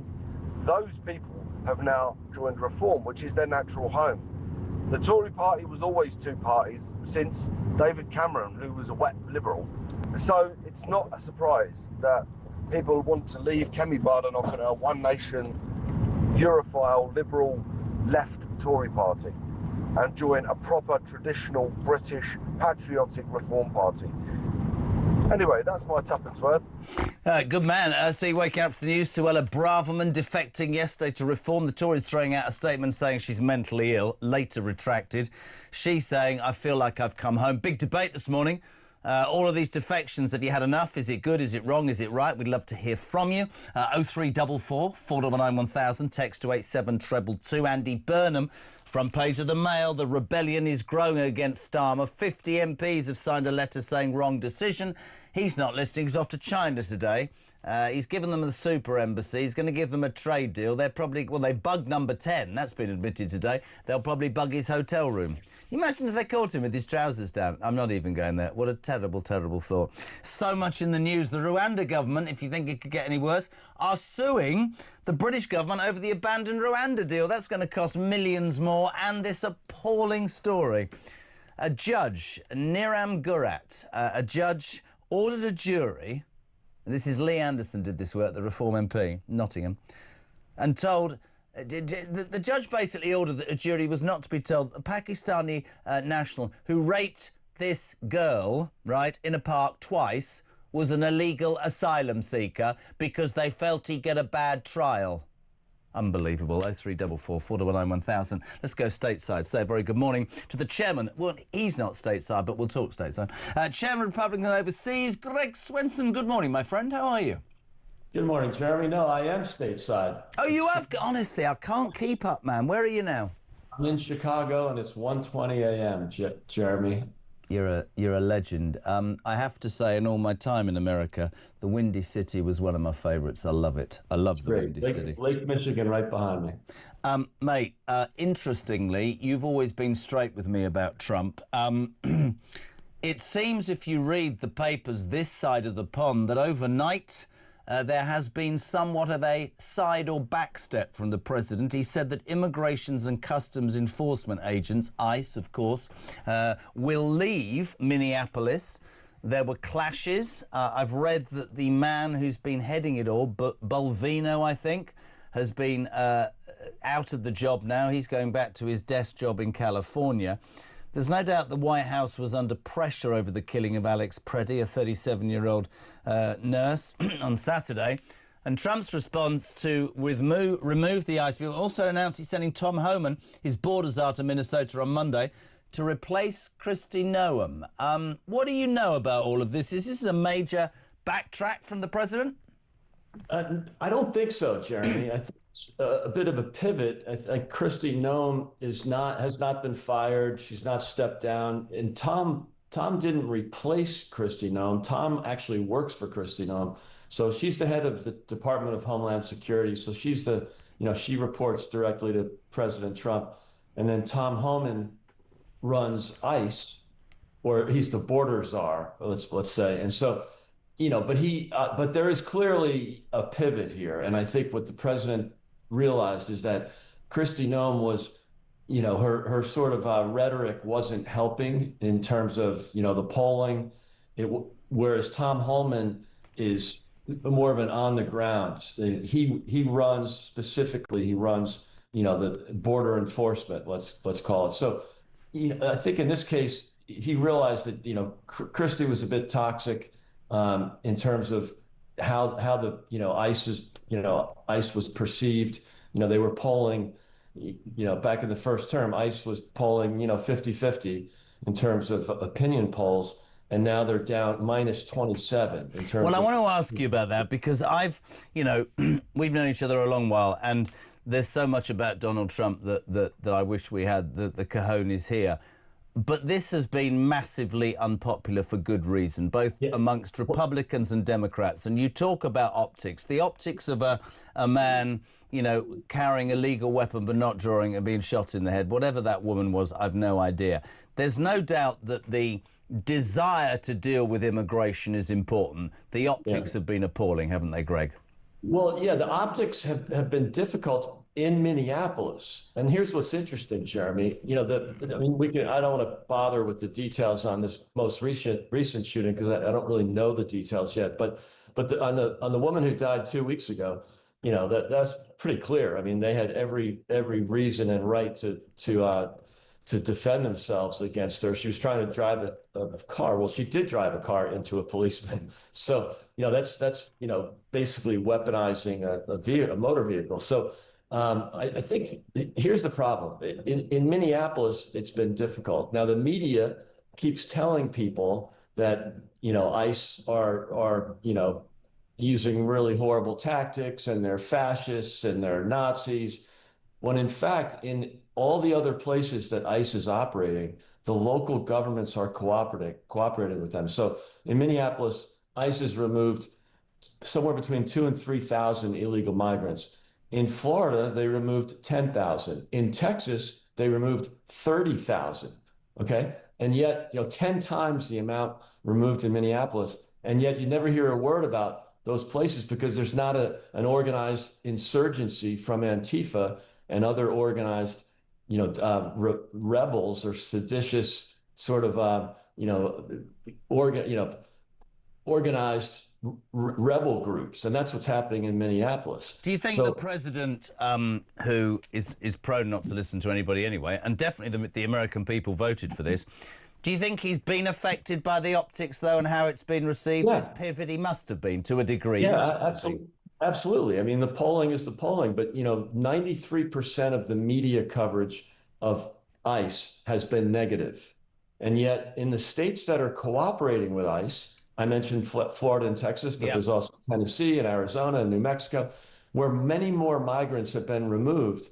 There's really no drama. because those state and local governments are cooperating Do you with think ICE. it's putting the American people off being firm with migration and the problems of illegal migrants with what they're seeing or not?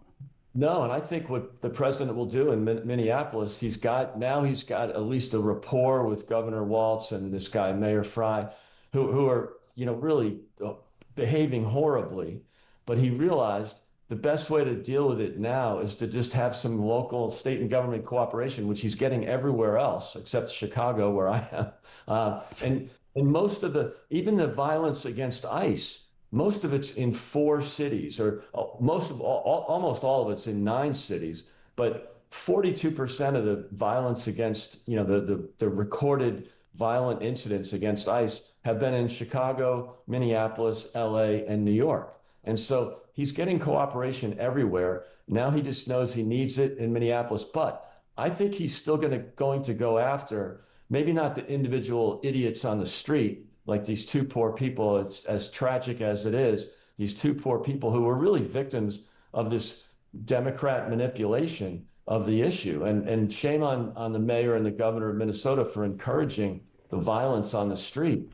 But, I think that the president will still go after the organized perpetrators here, and he has to. I mean, it's really crazy stuff that's going on. This is not peaceful protests, Jeremy. This is mob violence, and I think the president will deal with that, but at the same time, get some cooperation from the local state and local government in Minnesota in order to find the remaining violent illegal migrants that are still remaining. There's not many left. They've done a good job in Minneapolis. It's a small city. It's not like it's not New York or Chicago or LA. But I do think they're almost done with the job anyway. So why not dial it down, and get away from like the massive media hate on ICE and the Department of Homeland Security. Dial it down, get some local cooperation, and then try to kind of. Listen, we so appreciate it. You know what breakfast's like, it's madness. The poor man has been sat in Chicago when he should be in bed. Greg, we love you, mate. We really appreciate your time. Thank you for your view. Chairman of Republicans overseas from his house in Chicago, Greg Swenson. Next, I promised you this, Giorgia Meloni's right-hand man, Senator Lucio Malan, will tell us how the Italian government sorted out the small boats crisis. Pin back your logo, some sense, common sense, next on Talk.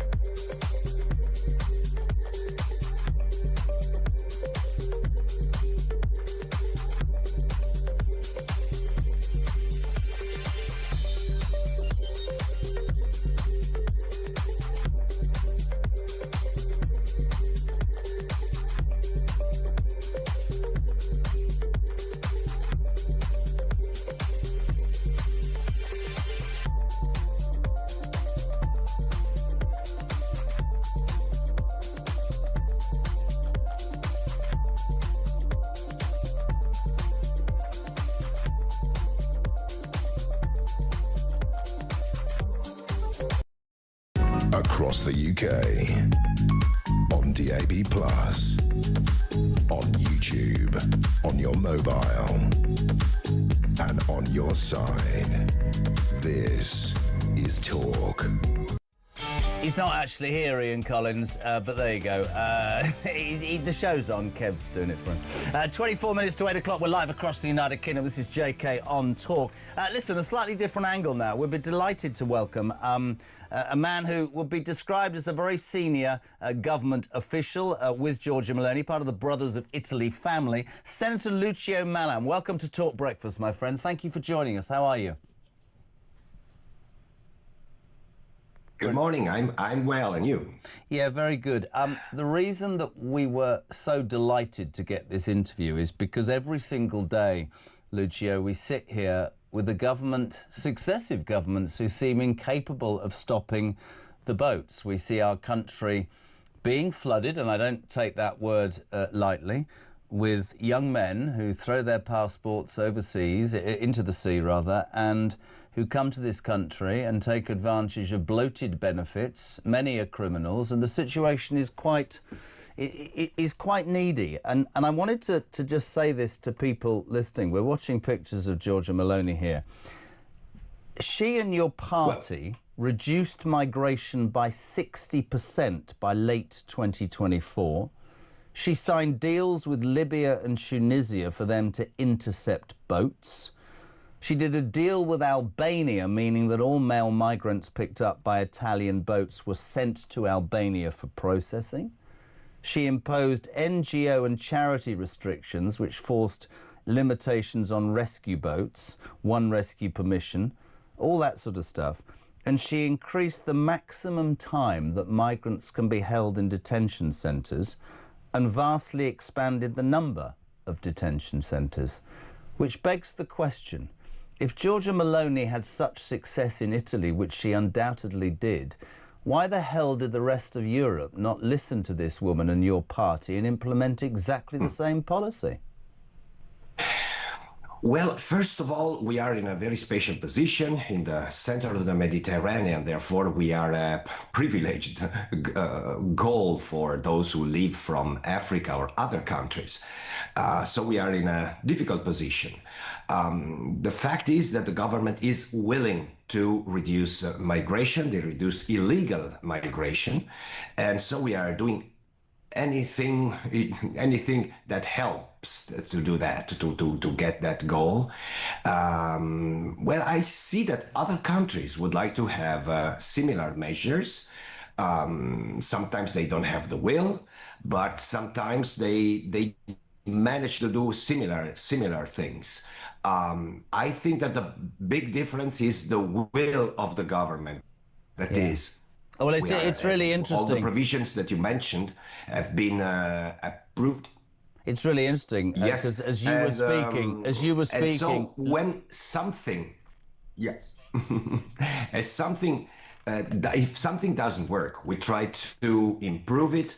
We try to overcome objections that come from the courts, because many times the courts have rejected the measures that we approved, saying that they were in contrast of the European Union rules, even though in other countries nobody objected. So in this case, we changed again the laws in order to overcome even those objections. So the constant engagement on this issue, I think it is the most important thing. The people know also on the other side of the Mediterranean Sea, they know that we will do our best not to welcome too many people, not to have to give away to all the traffickers who make money, and then they use that money probably to finance terrorism and any kind of traffic, bad traffic. We don't want them to increase their business. We want to crush that business, and to crush that business means also to have less people who die at sea.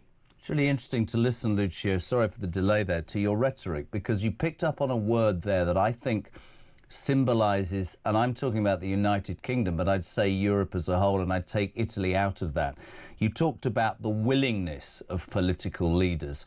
What strikes me so much about Giorgia Meloni and your party, and you talked about crushing the illegal people who are putting these poor people on boats. You talked about, putting in measures that make detention centres not five-star hotels, that the reality is that everything that you do as a government is unashamedly to put the Italian people first. And I think I can only talk from this country. God, it's absolutely enlightening to hear a high-ranking government official saying, yeah, we're going to do this. We're going to do this for the Italian people, and we're going to do whatever. In this country, we seem hamstrung. You touched upon you know, the ECHR and the Refugees 1951 Convention. All we ever have in England is a bunch of human rights lawyers saying, you can't do this, you can't do that, you can't do this.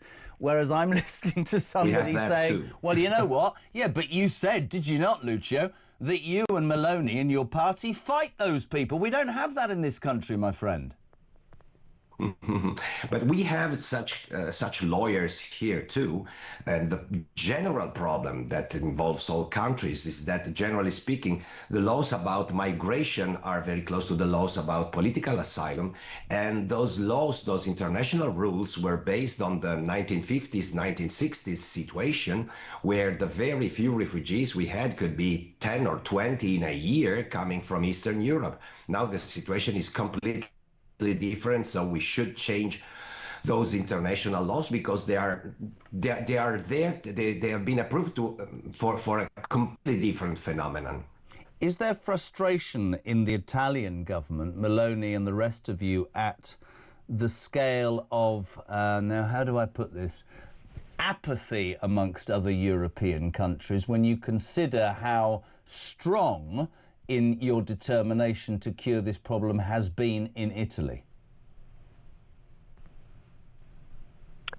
We see that other countries actually are trying to do something like Italy is doing, because the discontent among the people is great, increasing, and so parties who made their immigration one of their main points, I mean the contrast to illegal immigration, one of their main points, pushes even the other parties to do something about migration. So actually we see a widespread interest among other countries toward our measures, and well, we are glad they are doing that, also because that helps to change some European Union regulations. The beginning was that 3 years ago, the only issue that was discussed was what to do with the migrants once they are in the European territory, how to distribute them in other countries, and of course that is nearly impossible. Now the focus is more and more going toward stopping the illegal migrants to come in huge numbers to our lands. What makes Giorgia Maloney so strong on this? We watch with real jealousy, I have to say, at this strong lady and this strong government who don't miss a tick, she doesn't seem to bow down. I mean, some of her facial expressions when she sees some of the other leaders are legendary in the United Kingdom, certainly Macron. But what makes Giorgia Maloney tick, Lucio? Why is she a person who does have the will and the courage and the stamina and the bravery to say, I'm not taking this, I'm going to do what's right? What makes her different? Well, I think that it is a personal determination, a personal will that has been built through the decades when she has been in politics. She's still young, but she has been in politics for more than 30 years, and she always studied. She always tried to find new ways to learn from experience, to learn from the other people's experience, and she never bowed down, never on any issue. And everybody knows her as somebody very, very tough within the party, within her party, that is our party, and in Italy. We know that she doesn't bow down. Listen, I wish we had all morning. It's an absolute pleasure to have you on. We appreciate your time, Lucio Melon, and thank you for giving a little insight into how a woman and a government's courage and will can actually deal with an issue that my government and my country seem incapable of doing. Giorgia Maloney, Luciano Melon, thank you very, very much indeed. 7:45, this is Talk. Let's say good morning to Shane. Morning, Jazz. Shane in Bournemouth. Listen, mate, do you honestly think we really need someone like Suella in reform? I don't think she should be there, to be honest. Yeah, she's had a few questionable decisions in the past, and reform doesn't need her. Reform needs Kimmy Badenoch. That's who reform needs, because she's got a voice, she's got a backbone, and she's got the balls to stand up to people. And that's if Reform stand for that, then they need Kimmy Bednock, not Suella. So yeah. Anyway, I'm rambling. Have a good morning, mate. See you later. God, what point have I got to? I go from the almost Deputy Prime Minister of Italy to a bloke who says that Reform need Kemi Badenoch. By the way, Lucia Malan highlighting that lady, Giorgia Meloni. I've been a fan of this. Have you seen the way she looks at Macron? That's enough for me. She looks to me like every time he approaches her, it's like, oh, please do me a favour. Strong lady, Thatcher-esque, has sorted out the problem in Italy. And my message to our government, to the Europe as a whole, would be, why don't you listen to her? Here's a lady to listen to, though. Storm Chandra is approaching the United Kingdom outside. I promise you, the only people who are happy with the weather today are ducks and people, well, Ed Miliband, because of the windmills. We say a very good morning to the First Lady of Meteorology, Claire Nazir. Look at that. It's slightly dark there this morning. How are you, Nazir? How are you? Hello there. Good morning, Jeremy. Yes, it's dark here in Cheshire today. It's been a very noisy night. I worry about my roof in these sorts of situations with the winds being so strong. Do you? I worry about the trees all around my No, I'm joking. I came out of a hotel room this morning. I have all of 150 yards. My hair was all over the place. But on a serious note, by the way, who named it Storm Chandra? Where did that come from? I'm going to say it's probably the Dutch, maybe, because we share the names with the Dutch as well as the Irish. So there you go. In fact, earlier today, I almost called it Storm Chandler. Oh. So I have to be very careful with that one. It is Chandra. Right, OK. Yeah. And what about Storm Tulip? Anyway, on a serious note, 80-mile-an-hour winds. What parts of the country and how bad, Nazir, is it going to be? Right, it's bad already, to be honest, Jeremy. We've seen flooding, particularly in the southwest, where there's been a red amber warning, an amber warning for rain, should I say. The winds have been just blowing a hoolie, gusts up to 75 miles an hour. It's Northern Ireland, really, where we'll see the worst impacts, where there's a amber warning for wind across the north and east. It's an unusual directions coming in from the east. So places such as Belfast will see the greatest risk of those high waves and that heavy rain, as well as those severe gales. The rain's pushing northwards, but it's turning to snow over the Pennines, as well as the Highlands, the southern uplands. So there's multiple hazards associated with this storm, and the centre of it will just drift across Ireland before pushing out to sea again. So it's staying with us throughout the day. In terms of weather, I know we talk about this, and there are the people that jump up and down and they say, oh, you know, and some people love snow and some people hate it. Are you one of those people who think the weather is as bad because of issues, or is it just, does it happen all the time? Are you seeing worse weather than ever before? It seems, I mean, I'm supposed to be going to see my son in Portugal on Friday. He's out there doing golf for 3 months, right, because he's going to be a pro. The weather in Portugal's appalling. We've heard stories Dubai's appalling. Is it across the world? Is it just bad luck, or are we looking at more and more bad weather, Nazir? I think in the UK, Jeremy, we are seeing more so records broken, whether it's rain, wind and temperature. I've been working in weather for 30 years and I'm tired of it a lot of the time because people's livelihoods and lives are at risk too often. And particularly towards the southwest over the last 3 weeks, they've been battered by storms.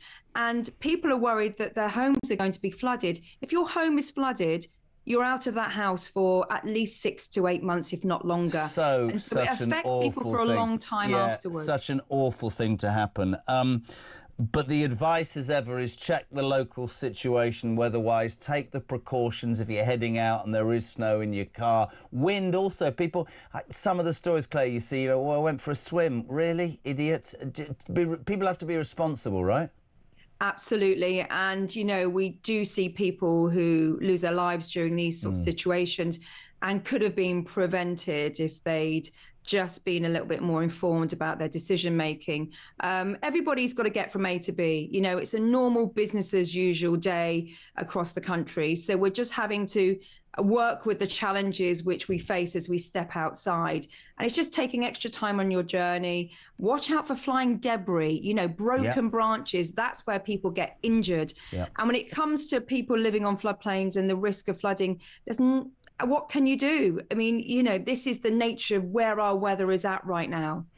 Listen, sweetheart, I know it was a last-minute thing. I know, because we just didn't know the veracity of it, but I love you, man, and I'm so happy that you come on. I hope everything's all right. The excellent Claire Nazir there, the First Lady of Meteorology. 9 minutes to 8. Next, Samara Gill, our roving reporter. Lady in Green. Back in 3.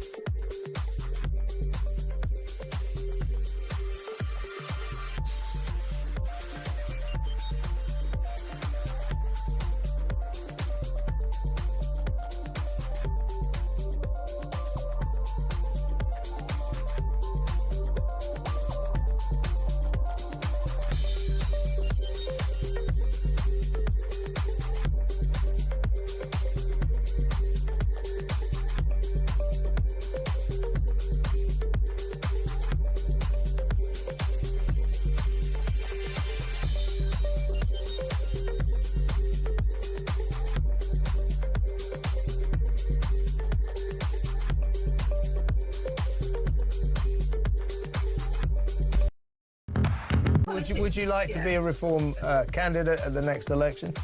Well, I don't know whether I legally can. That needs looking into for a start. I mean, there's conflicting information out there. Some stuff I've read says I can, some stuff I've read says I can't.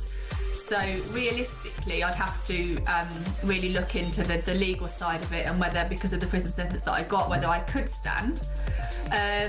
If you could, you would? Possibly. Go on, say yes. Maybe. Never say never. Across the UK, on DAB+, on YouTube, on your mobile, and on your side. This is Talk. Welcome back. Many of you loving that interview with Lucio Malla, number 2 to Giorgia Maloney. My aim, well, not my dream, is to get a sit-down with Giorgia Maloney, a woman who runs Italy and has sorted out the small boats crisis because she's got a pair of cojones bigger than any man. Yesterday, our roving reporter was at the centre of it. Good morning, Lady in Green. How are you? Hello, Jeremy. I'm good. It was a very crazy day yesterday. So we're going to talk Chinese embassy later, but you went down to this. You went down to the Reform presser, and it was all about veterans. And then, out of nowhere, Sue Ellen. Did you know her name, Sue Ellen? Truthfully, did you know this? Oh my God, that changes everything for me. Okay. Her mother called her Sue Ellen after Dallas, which is you were too young to know about. It was a massive show in the 80s.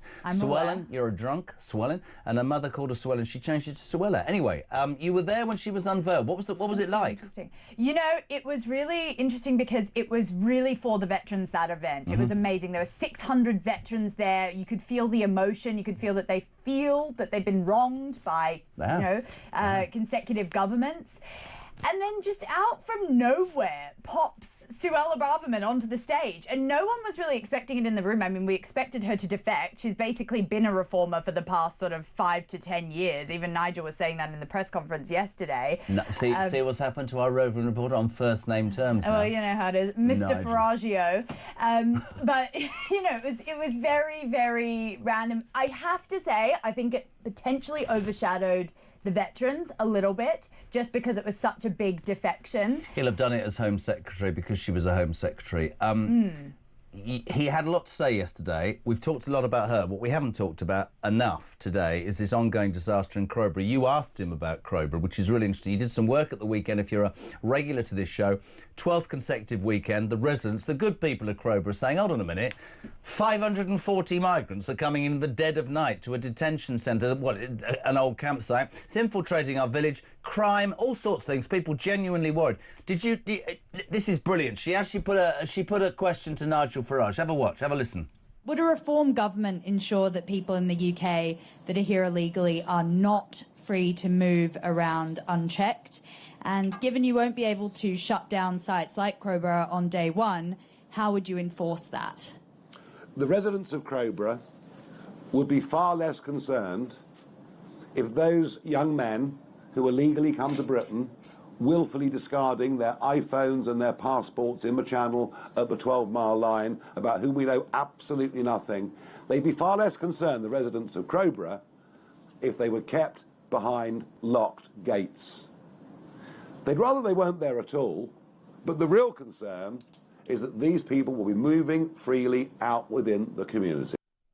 See, I'm 60 and people say you're biased. He's absolutely damn right, isn't he? Can we have it there? He's absolutely right, isn't he? He's totally right, and I'm glad we could put that question to him, and that's what I'm here for. And I want to tell the audience, if there's anything you want us to ask political leaders, please just text in, because everyone was asking about Andy Burnham. Now, most of the country doesn't even know who Andy Burnham is. Everyone was obsessed Cock with of the North, apparently. Well, it was all Westminster politic. We need to be asking the real questions, understanding what those reform policies are, and deciding if we like them or not. And I agree. I think he understands that there's a lot of safety concerns over in Crowborough. Of course there are. It was really good to get that line that he is intending to lock them up and not have them infiltrate the community. I was just reading on X that someone has already been followed around, allegedly, a supermarket by one of these men. You know, the locals are not feeling safe. People are literally locking themselves in their houses. Let's just make the point about Crowborough. 27 were taken in last Friday in the dead of night. I made a point which made the Express, big article actually overnight online.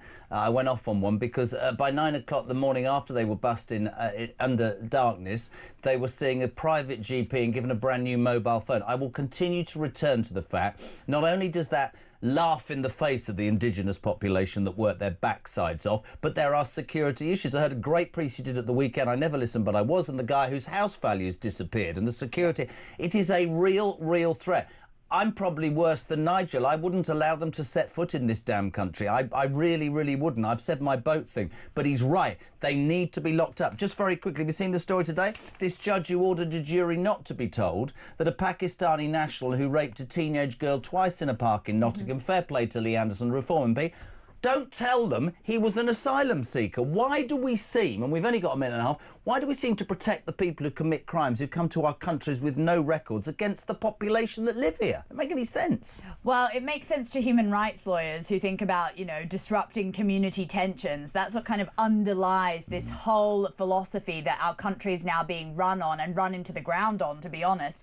And so it's really interesting because if we start exposing this, then we start to say, no, you're right. If they don't step foot on this in this country, then we actually won't have those problems. They just don't want to confront the root cause of it all. They just want to cover it up, sweep it under the carpet, and not think about it. And I'm glad to see that at least now we're at least getting some published data, but it's so after the fact. And you know, that girl's life has been ruined now. Couldn't agree more. I love the way you say data. Samara will be back later on with more about the Chinese visit of Starmer and the response to that. Great work on Crowborough, and thank you yesterday for putting that to Farage. I'm like an excited puppy. After 8, a woman I've wanted to interview all my life. Sarah Vine, author and columnist from The Mail, is next on Talk.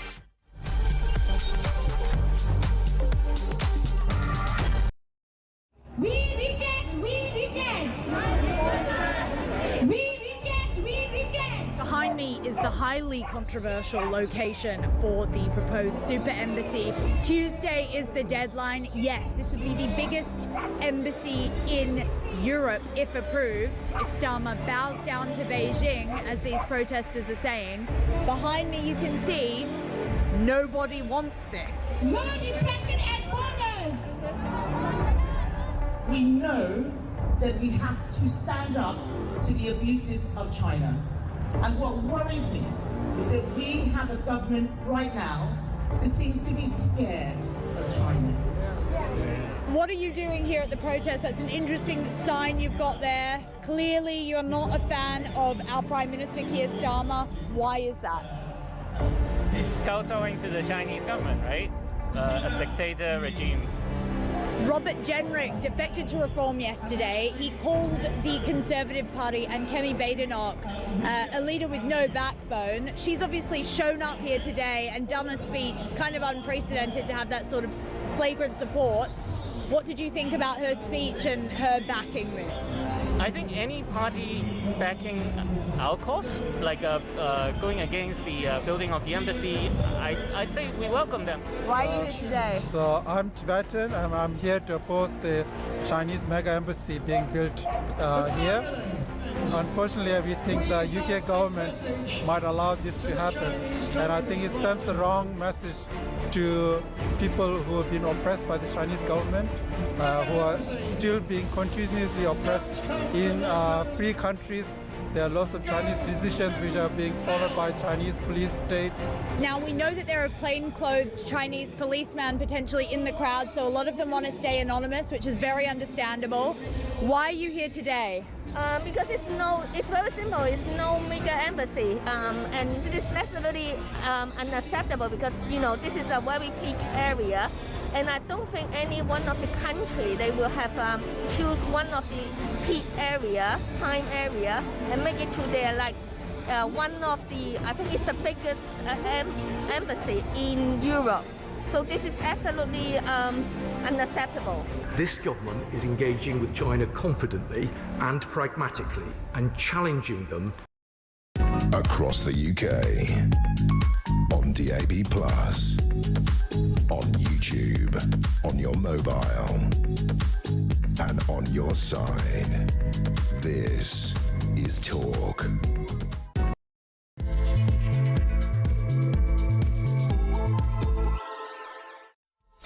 Welcome back, just gone 8 o'clock. We're live across the United Kingdom on the home of Common Sense, the station that allows alarm clock Brits and working Brits to have their say on anything they want as ever. Voice notes and calls on 0344 499 text to 87222. You wake it up to the news. You've heard it yesterday. Ex-Home Secretary Suella Braverman defecting to the Tories, to reform from the Tories. She said, "It feels like I've come home." They said she's had mental health problems, a statement they later retracted. The big question today is that enough? Are reform just going to become the Tories 2.0 or Boris's cabinet 2.0? Nigel Farage says Britain is broken. We need talent. We need depth if we're going to form the next government. Front of the Mail, the Andy Burnham rebellion, you can't see it, is growing. 50 Labour MPs have signed a letter to Starmer saying that's not good enough. The self-styled King of the North, who fancies number 10. Whilst all this is going on, of course, Starmer doing what Starmer does best, going abroad. He's off to China today. He said yes to a super embassy, which is ridiculous, security-wise. He admits that I think that the communist state has been basically bugging phones in number 10 for years, but he's off to make a trade deal because he thinks that would be a very, very good idea. We've got a storm from hell coming, and the Rwandans are suing us for millions of pounds. Now, if you are opinionated on anything, like my next person, Phil, just get that voice note in, because Christian's... Is it a loose end today? 0344 499 1000. Morning, Phil. Good morning, Jeremy, on this blustery, wet morning. Phil from Hearts. Jeremy, regarding these people that are whining and whinging about the Tories joining, look, these are right-wing politicians, and this is what we want. Also, the question I've got is, well, who are you going to vote for then? If you're not going to vote Reform anymore, what are you going to do? Vote Tory again? What are you going to do? Vote for Labour, the Greens? Please tell us. Yeah, please tell us. Now, you will have heard from me for years. There are I'm going to cough. There are very few people that I've wanted to interview for a long, long time. My next guest is one of them. I feel a little bit nervous for me. Sarah Vine, author and columnist of The Mail, a very good... This is a massive moment for me, Sarah Vine. I mean, I've got up at 7 o'clock and I put makeup on, so, hello. Well, I got up at 4 o'clock and put makeup on, Viney, so there we go. Welcome to the show. Thank you so much indeed. There's so much I want to ask you. So much. Let's start with Suella, or Suellen, as her mother named her. Honestly, who names their child after Suellen in Dallas? That's really weird, because it's not a great character. She was very... Suellen, you're a drunk. You're a drunk. Yeah, imagine having your only daughter and naming her after some drunk... I know. Did you used to play Drink with Dallas? We did in our family. Did you? Yeah, you watched Dallas, and then every time they had a drink, you had a drink. And you'd be 7 sheets to the wind by the end of the evening. I think a lot of students used to do that with the Jeremy Kyle show in the early 2000s on a phrase. That's probably another thing that we shouldn't talk about. Let's talk about Suellen Braverman. Yeah. Interestingly, latest defection, she released this sort of bombshell speech afterwards. She said, I feel like I've come home. The Tory party machine, we're told this morning by Sir John Redwood, the leadership didn't know, released a statement saying, we've been trying to deal with her mental health problems, and then retracted it. Not a great look, is it, Sarah? Not really. I think that was a bit of an unforced error, to be honest. I mean, they should have just said, you know, we're sorry that Suella wasn't happy in the party, and we wish her every bit of luck. You know, that's all you say, isn't it? That's the only thing you can really say. No, I think they've shot themselves in the foot with that one. When you look at her and Jenrick, is your opinion that it is ideology that the Tories have gone too far to the centre and Reform offers that, or is it about, as Tories have said, Sarah, they've said, oh, it's personal ambition. She got sidelined, he didn't make leader. What do you think it is? I think it's a combination of things. I think it is personal ambition. Jenrick in particular never really accepted the result of the leadership contest. You know, he came a very close second to Kemi Badenoch. And then, you know, after she became leader, he just went off and started freelancing. And, you know, he did some really good stuff. Let's not lie. I mean, he's a good politician, and all his stuff on fare dodging and all those TikToks that he did were very effective. But it wasn't really a team effort. You know, he wasn't sort of part of the Tory team.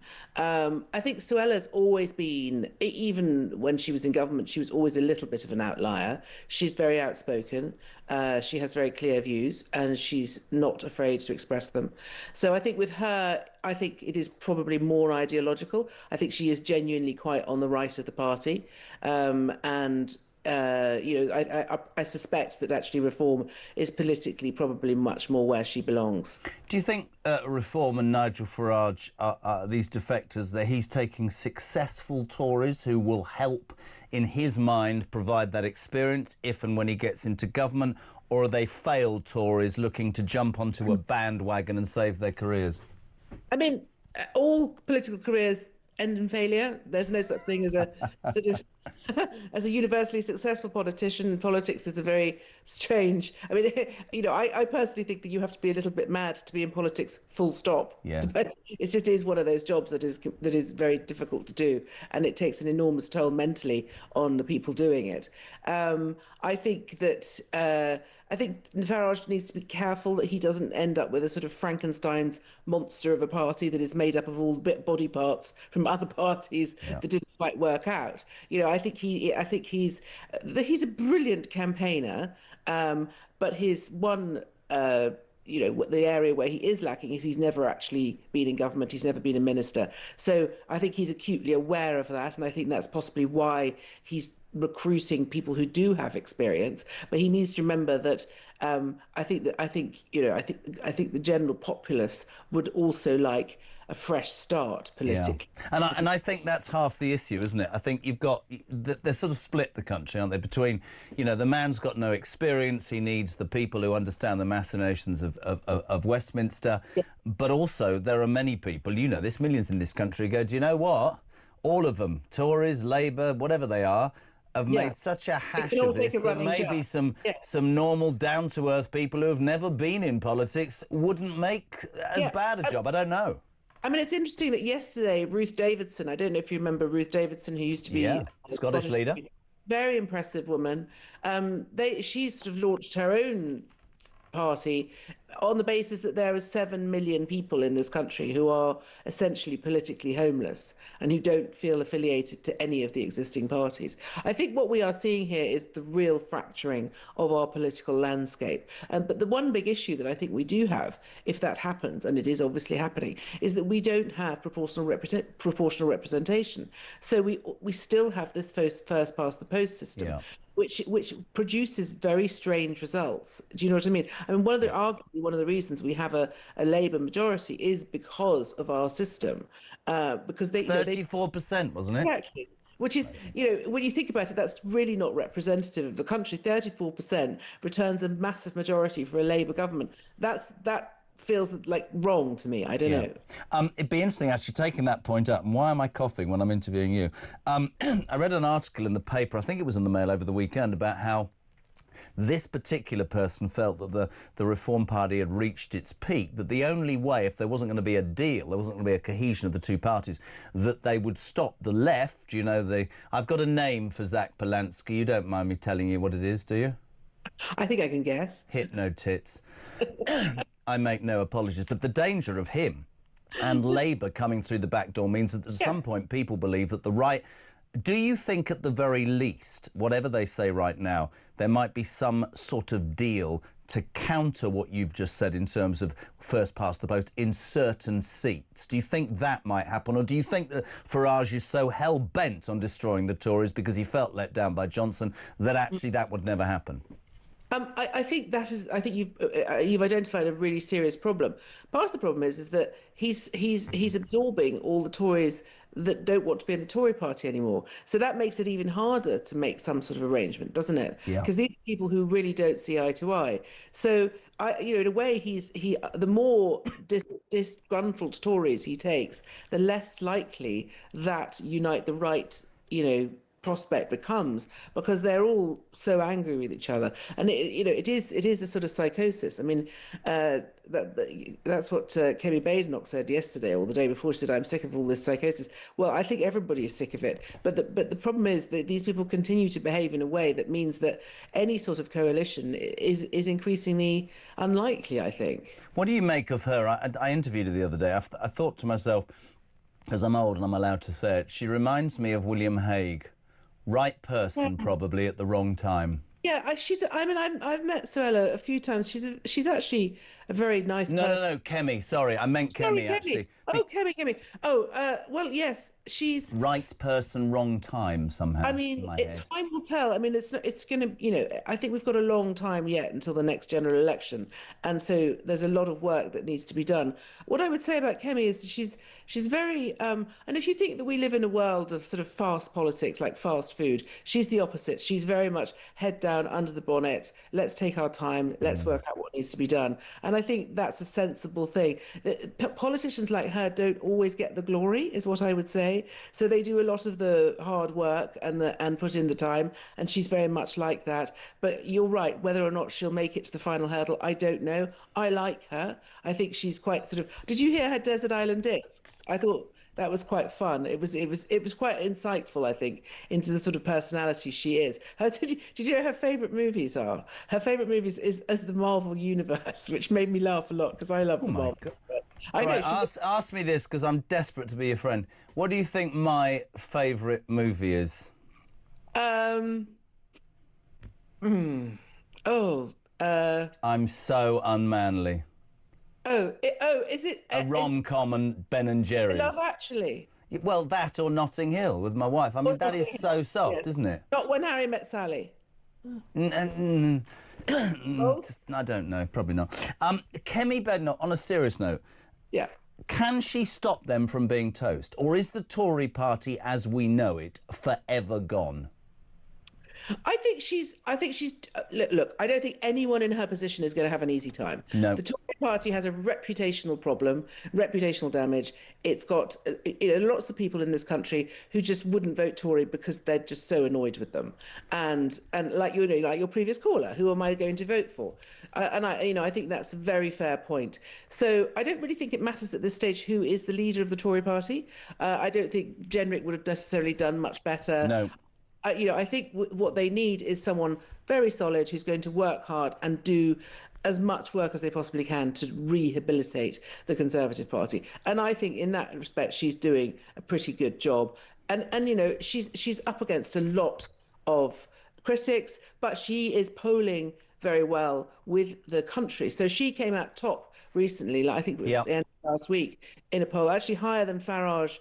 And so she personally, I think, is starting to cut through, and she's doing very well at Prime Minister's questions. She's very quick on her feet. She was very good in her response to the budget. It's a marathon. It's a long game. She just needs to keep going, and that's the hard part. We can all do. Sorry, my cat has come to say hello. Let's have a look. Sharon, I've just pushed her off. Oh, okay. She always does this. Whenever I do a Zoom, she comes and sits in front of the screen. I do that with children, just push them off. There's too many of them. Yes, go away. So I think she just needs to, KBO. to quote dear old Winston Churchill. Let's move to the Labour Party. I mean, I'm much older than you. I was so frustrated. You're much younger than me. What are you talking about? I'm much older than you. How old are you, Jamie? What? How old are you? Well, how old do you think? I don't know, 42? 60. Oh, well, I'm 58. Well, yeah, you look a lot better than me. This is just turning into... I'm loving it. I'm just going to talk to Sarah Warren. That's just the filter I've got on my screen. I can't see what's happening at the back. What's that? Why have you got... You've got it all blurred. Yes, because I've got books in the back. And last time I did a Zoom a few years ago with some books, and everyone shouted at me about my books. So, you know. Don't you remember that that MP who did that once? And there was a pornographic magazine or some yeah, sex, exactly. sex toy or something. I've got Piers Morgan's book on this shelf. You know, that could get me in a Probably lot. doesn't deserve to be anywhere else as one of my dearest friends. You should stay on the bloody shelf. Good luck to him, by the way. The leg's still... he's still going on about his leg. Only he would be in a private hospital and get his favourite chef to deliver him lamb chops. Did you see that? Yes, I know. He's the Kim Kardashian of British politics. He absolutely is the Kim Kardashian of British politics. Front page of the Mail, the Burnham thing interests me. I'd love to... I mean, we'll talk about Starmer and China in a minute. Is he? I mean, because I spent years in Manchester. He is the sort of self-styled king of the North, Andy Burnham. Yes, totally. I sort of... Manchester isn't as keen on him as people seem to make out. I didn't actually think he'd win the election. I've got a different theory to this. I think that he eventually decided to stand, knowing that Starmer would block him, to become almost like a martyr to the left. Do you know what I mean? Because there was no guarantee he'd win Denton and Gordon. Not in a million years. Well, who knows? I think he's. Do you remember when Boris Johnson was mayor of London? Yeah. Everybody in the Tory party, sort of all the sort of Tory agitators, had this sort of, I can't say wet dream at this time of the day, can I? But you know what I mean. It's fine on this show. Fantasy about, oh well, if only Boris was in charge, everything would be fantastic. And I think Andy Burnham occupies a similar space in the Labour sort of mindset, which is they think that he's this, you know, the Messiah. The Messiah, you know, and I think so. I agree. I think he's actually played a blinder because he doesn't actually have to run for that seat, which would be hard work. Yeah. And as you say, he might risk losing it. But he's had all the publicity and all of the sort of talk around him. So he's done a very, very, very good job. And also he's made the Prime Minister look weak. And he didn't really need that though, Starmer, did he, to be fair? I know. I mean, but, you know, if I had been advising Starmer, I would have said, listen, you let this guy run. He'll because the thing about people like that is that the more you expose them, you let them play out the sort of fantasy. Quite often they don't live up to expectations. I'd have absolutely gone with you. I'd have said, all right, mate, you have a go. Because not only do I not think that you'll win the election, I think you'll really struggle to answer some of the questions because down here it's a bit harder and a bit more realistic for you. Exactly. And because, you know, being a mayor is a great thing to do, but it's not in any way, shape or form the same as running the country, which is actually very hard, as we see. Now, I want to abuse my position a minute. You're going to have to give me 10 seconds and say good morning to my children who are about to get to school. And Oliver and Iris, good morning. But Oliver says it's that wet, they're going to school in a boat. So that's very nice. Have a good day at school. Sarah, let's talk about a man who and I freely admit, during the last election campaign, I was one of those disenfranchised Tories who'd stopped listening and wouldn't have mattered what was said, because I was so angry. And I remember, even as a Brit, I remember thinking, we're in such a hole, just do your best. Underneath, I knew what socialist governments do, which is bankrupt this country. I cannot believe the last 18 months. I can't believe how inept this man has become. Today, whilst the cat's the way the mice will play, he's off to China. This is on the back of allowing a super embassy that even the head of MI5 said is a security risk. This is on the back of the fact today there's an article, I think, in the Telegraph saying that Number 10 knows its phones have been bugged by the Chinese for years. Yes, absolutely, This is a man who's going to go and make a trade deal, having given away the Chagos Islands to one of China's mates, Mauritius, whilst this country's on its arse. I cannot tell you how... I just don't think there's any part of him that's cut out for this job. No, I think the thing is, I mean, on the phone hacking thing, I remember when my ex-husband was in government and they had a trip to China, which was years ago. I think it was 2011 or something like that. They all got given burner phones. And we were told that any gift that they were given, because the Chinese would give them gifts, any gift that they were given that had to immediately be destroyed because it would almost certainly be bugged, which was quite annoying because I think they gave my husband quite a nice lacquer box. which I wasn't allowed to keep because Can you imagine, though, somebody sent a message earlier, can you imagine being the Chinese spy that has to bug Starmer's bedroom? Oh, hello, it's not very nice here. Oh. Yeah, but also they were, you don't, assume that even the toilet bowl is bugged, basically. So we've known this for years and years and years. Yeah.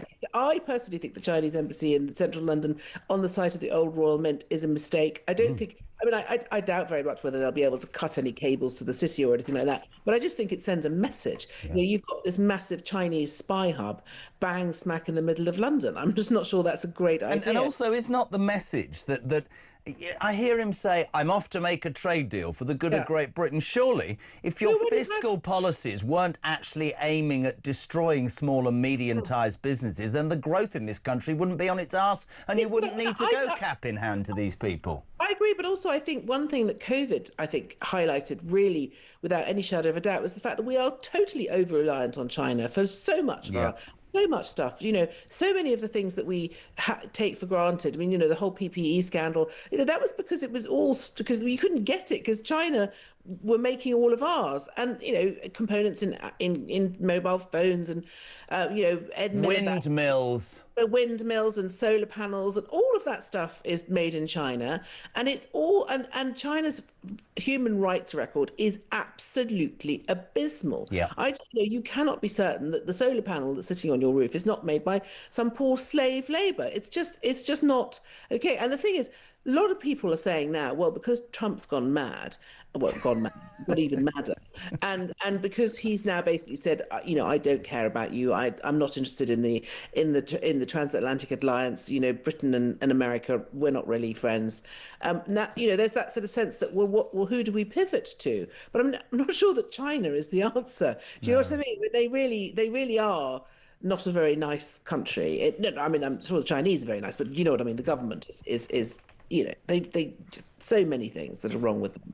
Oh, hold on. I've got a voice note. So, I love this. This lady disagrees with you. I'm not having anybody disagree with Sarah Vine. Morning, Laura. Morning, Jeremy. Laura in Wiltshire. Unfortunately, we woke up at 6 o'clock ready for a juicy show and have had a power cut for 2 hours. So I'm not quite sure what you've been talking about, but just listen to Sarah Vine. And it's the same old Tory whinging. I'm really sorry.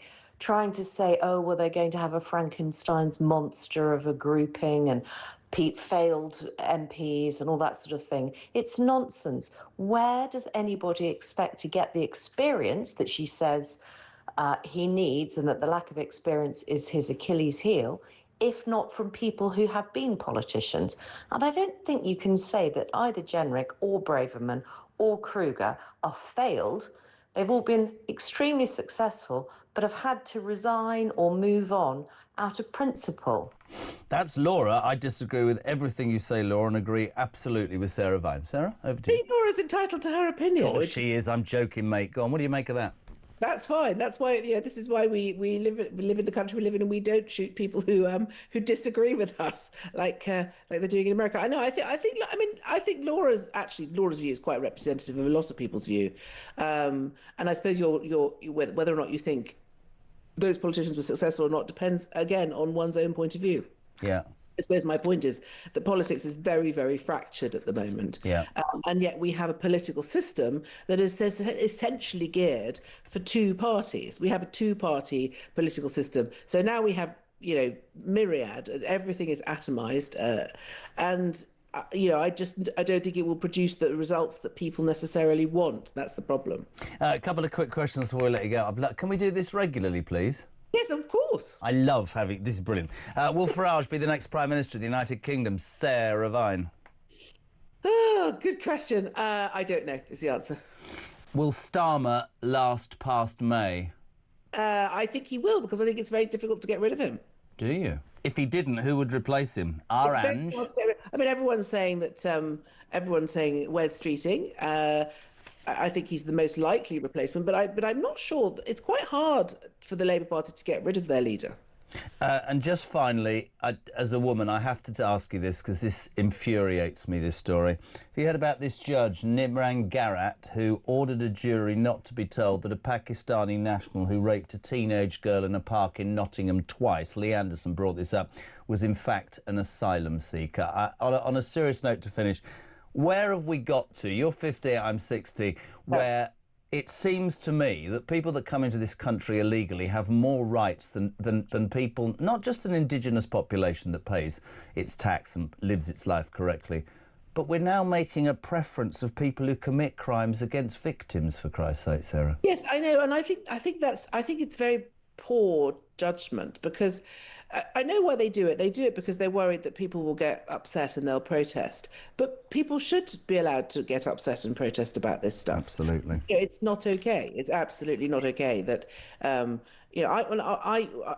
moved a few years ago, but I had an asylum seeker hotel on the corner of my street in London, and at the time my daughter was at secondary school, and it was a sort of 3-star hotel full of young males aged between, I don't know, 19 and 26 or 30. And they were quite intimidating, and they would go to the local park. And I completely understand why people are worried, because they're from a very different culture, and they treat women very, very differently to the way we treat girls and women.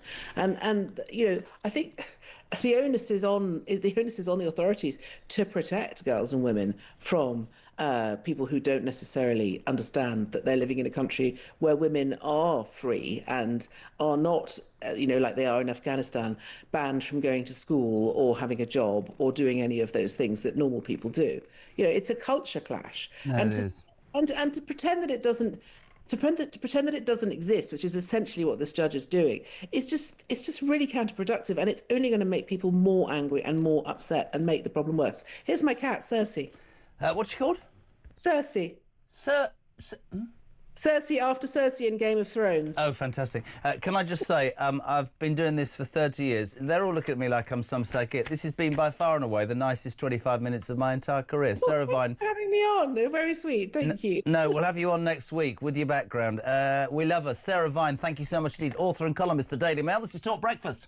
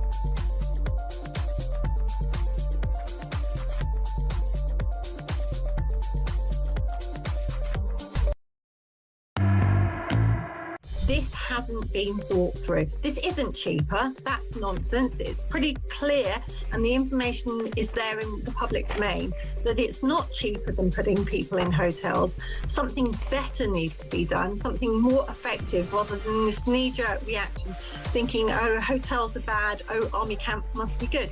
Because it isn't that. It's horrible to think that we've just been so ignored by central government, and it's heartbreaking for our community, and that's why people are out marching.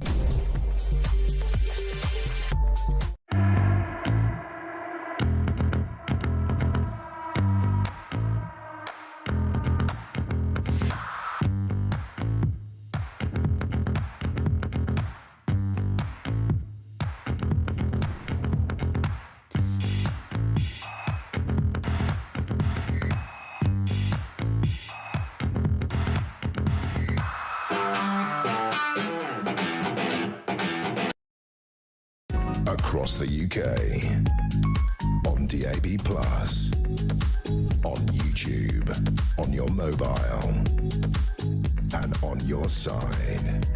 This is Talk. Welcome back, 8:30. We're live across the UK. JK on Breakfast at Talk, home of common sense and free speech. It's where alarm clock Brits come to speak. Thank you to Sarah Vine, author and columnist for The Mail. She will be a regular on this show from next week. Right, to prove to people that you are dedicated to politics, you have to stand on the green outside the House of Parliament in an 18-mile-an-hour... Look at this poor man. Andy Street, former mayor of the West Midlands and co-founder yesterday of a brand new political moment with Ruth Davis and Prosper UK. Are you there? Because I can't bloody see you, man. What's going on? I can hear you. I trust you can see me as well, and it's a miserable day down here. But dedication, as you say. Dedication. Andy, welcome. Yesterday, you and Ruth Davidson announced Prosper UK has been formed to support a Conservative Party that is focused on growth, opportunity and responsible government with respect for our institutions. What does that mean? What is Prosper? How did it come about? Tell us more, my friend. Yeah, of course. So it is a new movement, very important word rather than a party. So it's a movement that will get out across the country and it'll do research on the issues that are really facing Britain at the moment. So around jobs, around housing, around opportunities for youngsters. And then it will put those ideas forward that we form to particularly the Conservative Party to say adopt these ideas, and ultimately we want to see a centre-right government that delivers on those critical issues. That's what it's all about. And it's come about because we've done our research, which says about 7 million people who describe themselves as centre-right voters say there's no party currently advocating for them. So it's almost the politically homeless, and we're hoping to answer their concerns. So a think tank, a political movement, a pressure group, is this something that the Tory leadership, Badenoch, is supportive of? Why can't you do that under the auspices of the Tory party? So it's all of those things. Yes, we've got to do some thinking. And, you know, at a time in opposition for parties, they should do lots of dynamic thinking. Margaret Thatcher did it, Tony Blair did it, Are you implying that the current Tory party isn't doing that thinking by setting this up, Andy? No, I didn't say that, actually, and I've talked directly to Kemi Badenoch about this, and I think she would agree that actually the more ideas that come forward are right. But one thing we particularly want to focus on as well is business and the economy, because we know that none of the issues, from how we're going to spend more money on defence, from how we're going to actually get more jobs, can occur if we don't engage business and get them really investing again. So a big part of our mission will be to talk to businesses across the UK. So Kemi is... I'm just trying to get an angle on it, because we're really happy to talk about every single angle, but Kemi is aware of this. It wasn't her idea. This is a movement, a think tank, a research unit set up by you and Ruth Davidson. Now, I'm not even taking aim at you. I just want to lay facts out for people. You say that 7 million people you've discovered of a centre-right persuasion are politically homeless. Does that imply that the Tory party, and this is I need to get this out, the Tory party, if you ask the millions who have moved to reform, would say, Andy, that the Tory party, led by people like you, and I'm being totally respectful because that's what I've been told this morning by many people, that you guys moved the Tory party too much to the centre. Under Johnson, it was about net zero, the Boris wave, all those things, and the reason that reform has grown, the reason there have been so many defections is not about the far right, that reform now speaks the very language that the Tory party abandoned, and with it they lost millions of votes. No, that's not what this is about, Jeremy. That boundary between the Conservative Party and Reform has been a lot talked about over the last few days, hasn't it? And, you know, so much has been dedicated there. This is about the other side of the Conservative Party. This is actually about saying we lost many more votes, actually, to the Liberal Democrats, directly to Labour, or traditional Conservatives who just sat on their hands and stayed at home. And they're the ones who are now feeling politically homeless. And this is about, and, you know, some of them did lend their votes to the Lib Dems. And this is about saying many of those people who were disappointed with what they did in 24, how do they come back to the Conservative Party? Do you believe that in the last election, the Tory party moved more towards a Liberal Democratic viewpoint, hear me out, than it did a Farage viewpoint. Do you believe that is an absolutely acceptable criticism, which is why so many Tories left the Tory? But I'm going to be honest with you, Andy. I am the example. I'll tell you my story. I've told it before. I've never told it to you. I'm doing an interview with a Tory MP and a would-be Reform councillor or MP, and the Reform guy says, I'm after strong borders, more policemen and women on the streets, low taxation, I'm going to sort out the NHS, I'm sick of law and order, blah, blah, blah.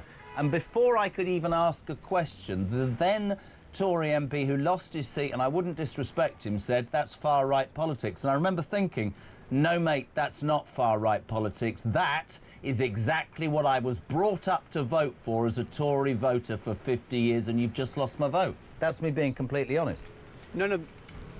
None of those things are far-right politics that you just described, Torben. And you asked me about the last election, so let's just explain one or two things. Yes, this country did, under the last Conservative government, have too high tax rates. Yes, it did. It probably didn't incentivise work well enough. So what this movement will be saying with businesses is, how are we going to get taxes down to make work pay, to deal with the welfare state, get back to some of those real core Conservative ideas? And so part of why we lost the last election was we were not strong enough on those economic issues, and that's going to be the tip of the spear for this work.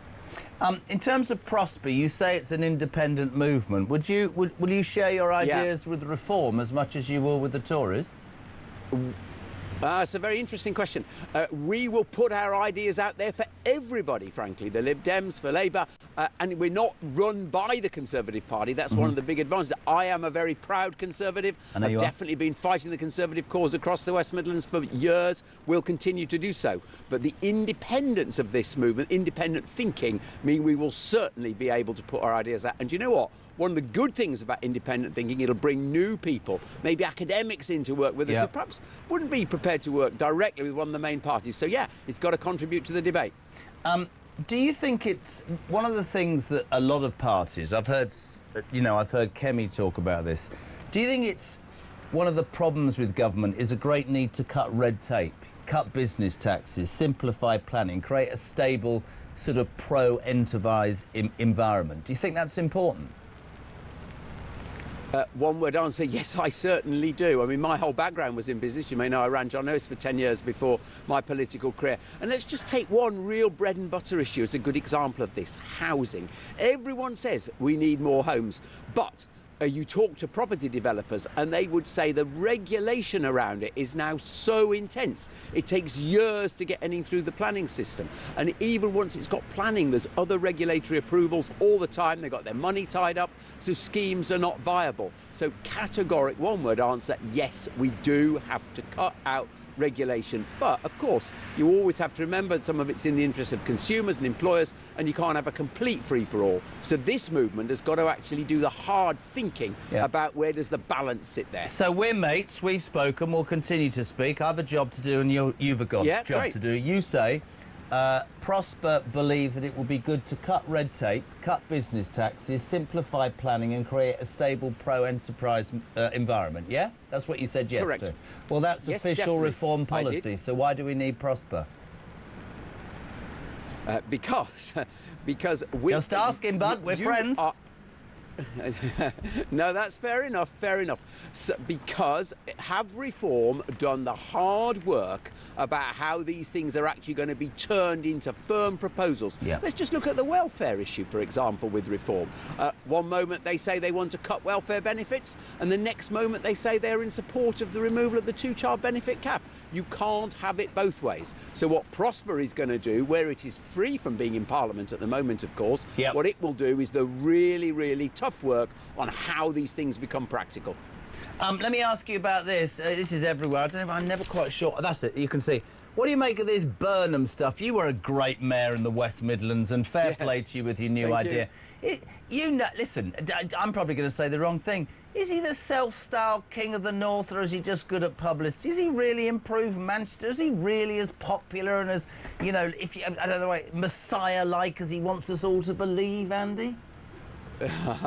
I don't think any politician's a messiah, honestly, Jeremy. That's a bit far, isn't it? But, you know, I know him very well. We worked on lots of issues together because although we were different parties, there was a common bond between being mayors.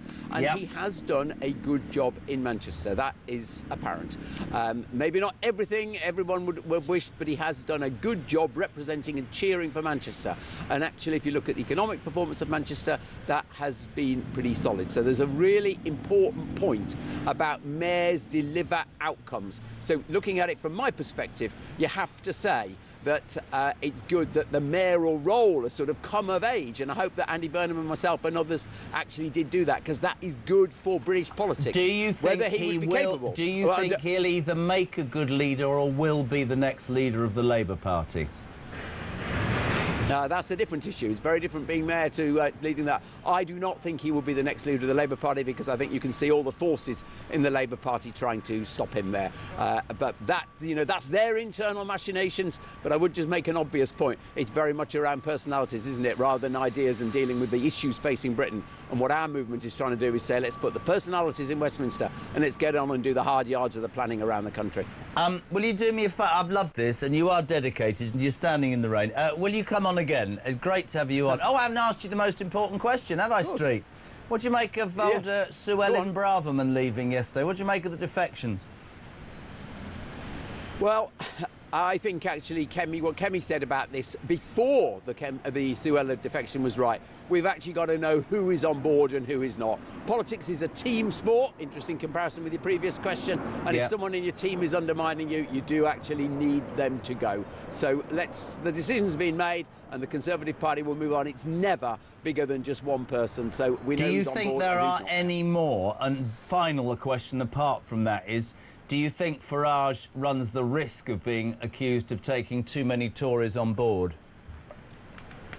Yes, I do. So you said you talked earlier about the malaise of 24, and one of Farage's big advantages has been something new, and there is a huge risk that that will be diminished in this. Actually, I don't know about anybody else. I'm not in the parliamentary party.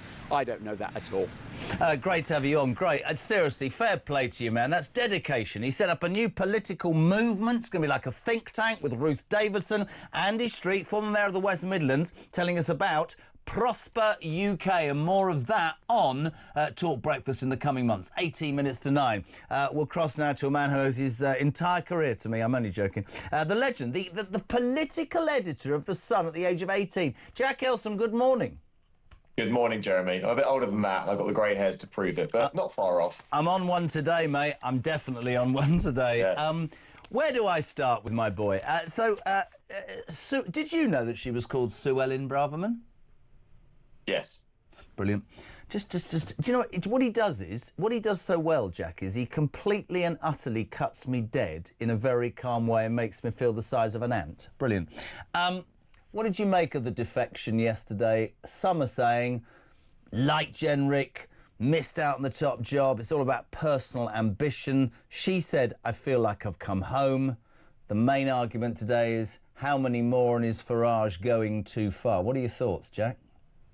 Well, it was both surprising and utterly unsurprising. Unsurprising in the fact that she's clearly been unhappy for a long time, Suella. Her and Kemi despise each other. And she's do they?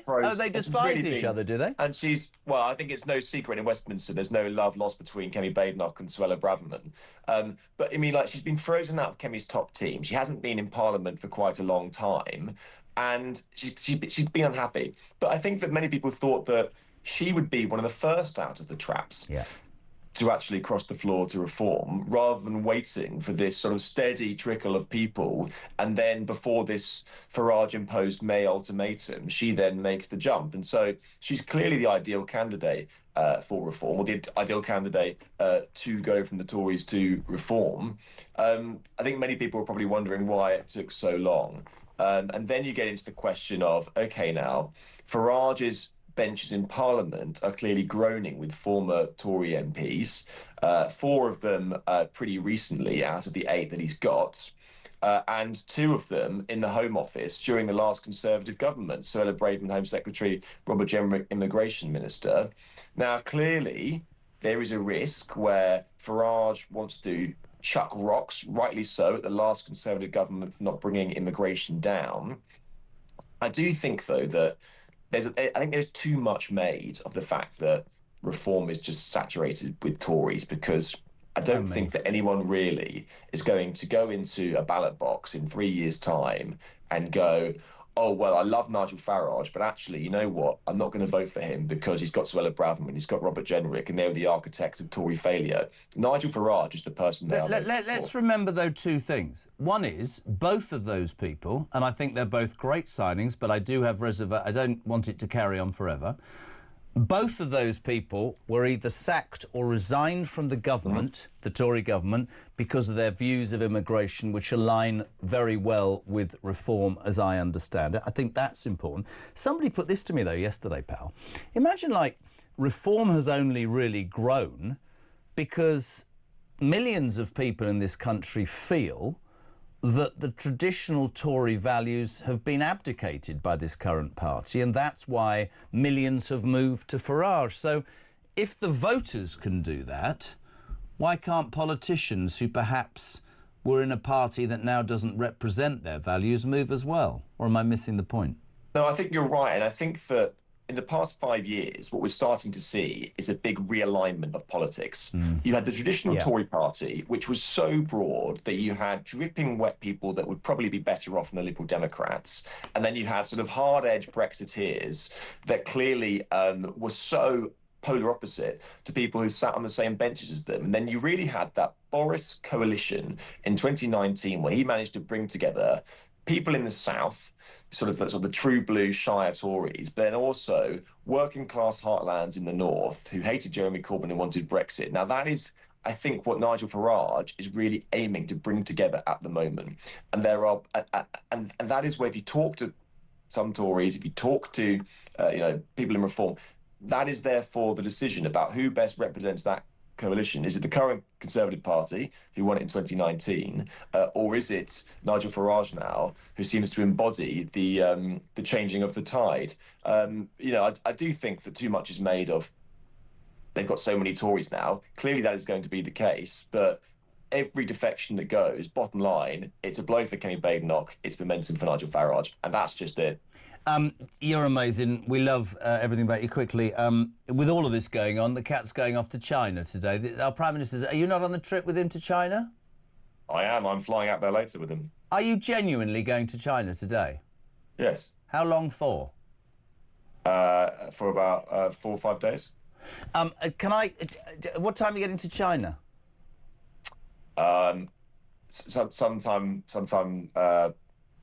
tomorrow their time, I think, but I can't quite remember. Do you like being bugged?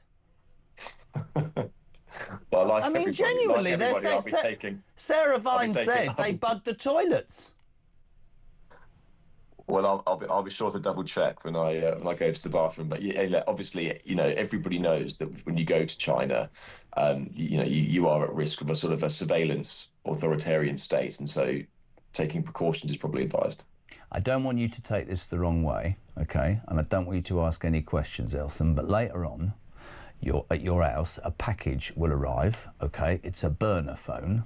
That's what you need for your trip, OK? Don't tell anyone that I got it for you, all right? You've always got to have a burner phone, all right? I'm worried about you going to China, my greatest ally. Can we have you on from China, or are we not allowed? Let me see when I get there to see what the situation is. But if so, then I'll be in touch with your producer. You're a legend, mate. Just very quickly before you go to China, what do you make of that trip? Many people are saying he's off to do trade. Well, he wouldn't need to do that deal if he hadn't ruined business in this country. We've got proof, I think, today in a couple of the newspapers, Jack, that number 10 has had phones hacked by this communist state for years. We've got the super Chinese embassy. We've got proof there's been spying, and yet he's off kissing the backside of the Chinese. I don't understand it. Yeah, you can't ignore China. You have to go in there with your eyes wide open. You have to know that they are a very hostile state. They spy on us every second of every day. They commit appalling human rights abuses to Uyghurs, people in Hong Kong. The case of Jimmy Lai, a prisoner currently in Hong Kong. If you're going to go over there, you're going to have to raise these issues, and it cannot be just the simple. Obviously, we are obliged to raise the humanitarian. But he's not going to raise them, is he? He's not going to raise them, is he? You have to put the British case across, and you can't just bend the knee, because otherwise you look weak. And I think that there has been examples under this Labour government, be it not putting China in the highest tier of the foreign influence register scheme, be it the super embassy, be it the Chinese spy trial, where there has become now an atmosphere of what is actually our position on China, and it does seem quite muddled at the moment. Mate, I don't know what to say. I mean, you're off to China. I'll send the burner phone round, take extra underwear, and try and get on the show in the next couple of days. I feel like I'm saying goodbye to him forever. Be good. I assure you won't be. I'll see you soon. Bon voyage, mon ami. He's off. I can't believe it, honestly. What did he say about me? I didn't hear that. What did he say? Deaf as a post. Right, 10 to 9. We're live across the United Kingdom. Jeremy Carlin Talk Breakfast. It's the home of free speech and common sense. What a lineup. We started this hour with Sarah Vine. We spoke to Andy Street, the ex-mayor of the West Midlands, who's setting up a sort of, not a splinter political group, but a group that apparently is going to tell the Tories how to govern if they get back. Let's speak next, live on College Green, proving, of course, that he's dedicated to his trade. The Shadow Business Secretary for the Tory Party, Andrew Griffiths. Good morning, Andrew. How are you? Good morning. Yeah, he's a toughie here, isn't he? So yes, it's a bit bleak this morning. Can I point out on the common sense? Can I point out two things before we start? Okay, we have a mutual friend, Graham Brooks. Ah, yeah. Do you know Graham, don't you? The man who built his most incredibly successful business, Avtrade. And we were talking about you last night. Absolutely. Graham and I go back years, yeah. and he sends his best. In fact, I think the old boy's listening now. I don't mean old, Graham. You're very, very young. Andrew, let's start. Good morning, Graham. Good morning, all your viewers. Good man. Let's start with Andy Street. We had him on half an hour ago. He, along with Ruth Davidson, has set up something called Prosper UK, which he says is not a movement, but it's going to help the Tory party understand certain things by getting out and about. What are your thoughts about Prosper UK? Well, look, all help, all shoulders to the wheel. I and my colleagues here in Parliament are doing a job of holding this wretched government to account. Today we're hoping to have pressed for a U-turn on the business rates fiasco that is causing our high streets to bleed out. Andy's got a background in business. If he wants to help me in highlighting just how anti-enterprise, anti-business, how terrible for economic growth this government is, then that's all to the good. I mean, I don't disagree with you at all. Our leader has destroyed, his whole thing about growth. They've destroyed business with their business taxes and all the things that they brought in, new rights for workers, and he's disappearing off to China today. A quick reaction to that, with everything that's going on, the super embassy. News today in most newspapers, Andrew, that number 10's been bugged for years by the Chinese. What do you make of our Prime Minister kowtowing Keir off to China to do a trade deal with them? It's not a good look, is it? And I don't think it's a good time. I'm one of those that, of course, is balanced, wants to trade with China just like the rest of the world. Yeah. We've always done that as a country. It what helps make us prosperous. But when you've just left this fiasco of this terribly weak deal with the Chinese ally Mauritius, giving away sovereign territory, when there's these revelations about Chinese espionage, which the security services have been warning us about for years, and when the economy's just in the state that it's in, I think the Prime Minister should be fixing some of these things at home. If you look at the hospitality industry, this issue about business rates, it sounds like the Prime Minister and the Chancellor are going to just toss a packet of Band-Aids out of the back of the car on the way to the airport when our high streets are bleeding out. They're in the casualty ward. They need much more support and attention than that. So not a good time. If he goes, what's in it for Britain? Is he going to go and properly hold the Chinese to account? But do we think that? On the of course we don't think liabilities of British Steel, or is he going to free Jimmy Lai from a Chinese prison? Yeah, no, look, I don't think that, but that's why I don't think it's right for him to go at this time. Completely agree. Very quickly, 30 seconds. What did you make of Suella Braverman, the latest defection yesterday, Andrew? It's always disappointing, being completely honest, when a colleague defects. I actually think the Conservative Party that I joined under Mrs Thatcher many, many years ago is back in business. We're going to leave the ECHR. We're talking about properly cutting red tape. We're going to remove stamp duty. You know, all the things that many Conservatives have wanted for years or decades under Kemi Badenoch, we are now going to do. So I think it's a slightly sad timing that people would leave at this moment in time. But look, it should be a contested domain. This is a great country. Our best days lies ahead of us. You know, others will put forward their vision. I'm here coming from business to try and advance the economy and put forward our agenda for government. Andrew, mate, listen, I really appreciate the time. Brooksy will have loved that. Enjoy yourself on College Green and get yourself an umbrella. The amazing Andrew Griffiths, Shadow Business Secretary, on Talk Breakfast, back in 3.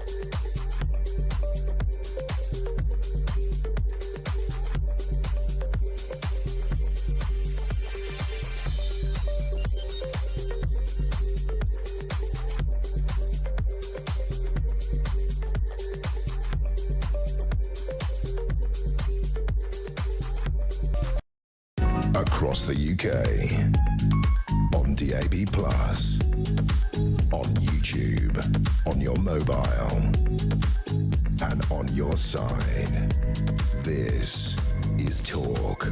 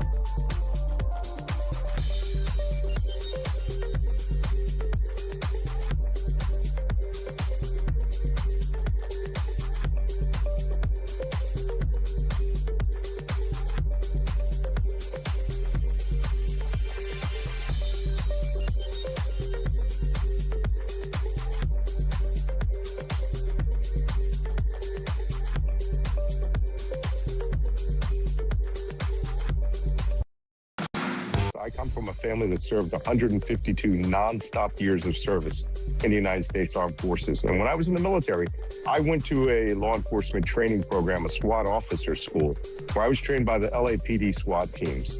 And I watched those videotapes, all 6 of them being recorded from various angles. And it's very clear to me, ICE is an out-of-control agency. They are not trained. They're a bunch of amateurs. They have a mandate where they think it is their responsibility to kill.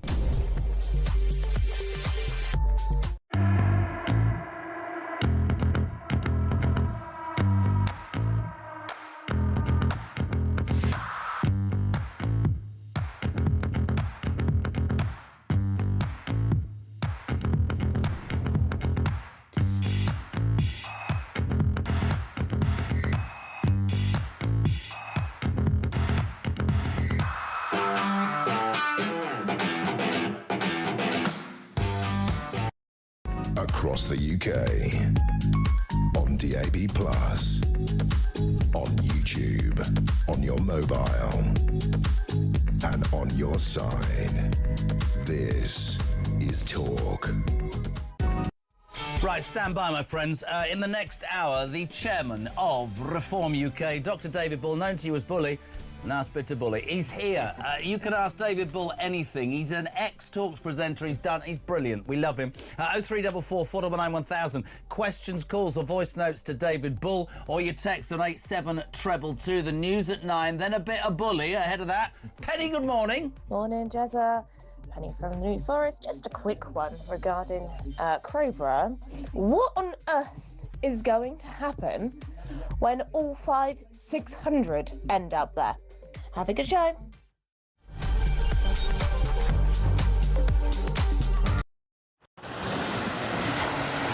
Libya has become a major transit route for refugees and migrants from sub-Saharan Africa, and many of them come through Libya dreaming of getting to the UK, particularly from Sudan, where there has been a civil war waging for the last 2 years. And those asylum seekers or economic migrants who make it from Sudan to the UK have a 99% chance of being given leave to remain.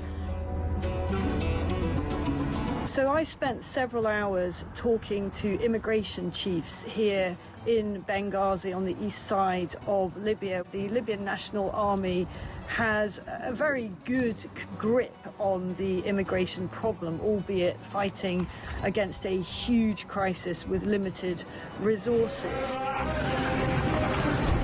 There is a very, very clear process of giving people proper health checks, the life-saving care that they need, and then working out where it is exactly that they've come from. Their message to the UK is that you are fueling this problem. You are effectively advertising a great new life for people from sub-Saharan Africa. They actually said, you know, what do you think happens when a guy from Sudan comes up through Libya and makes his way all the way to the UK and gets put in a luxurious hotel and provided with everything?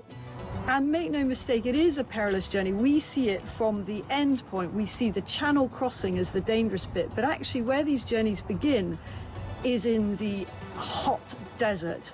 Many, many tens of kilometres have to be covered on foot by these migrants. And as many as 1 in 4 do not make it. That means bodies in the desert. The Libyan authorities are having to recover bodies in the desert. About the UK and how much awareness. Please understand the scale of what we are dealing with here with very, very limited resources. Once again, you know, people come in from charities, from NGOs, they use warm words, and the authorities here told me the only thing that we ever get is maybe a few toothbrushes and some nappies for the babies.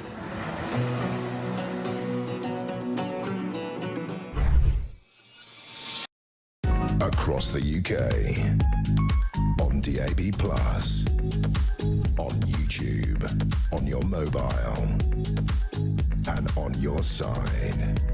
This is Talk.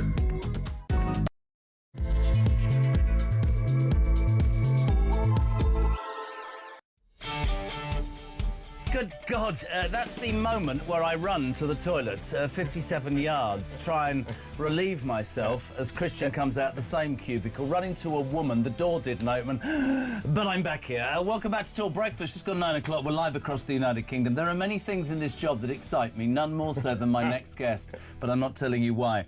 He's gone from hosting the weekend breakfast show on Talk in shirts that, to be honest, were not the greatest. They were great. They were a bit tight, but they were great. They were very tight. Yeah. And I have to say, total respect. You have no idea. I mean, I know David very well, and I've worked with him, right? In terms of being the chairman of Reform, this man has probably not had a day off in 7 months.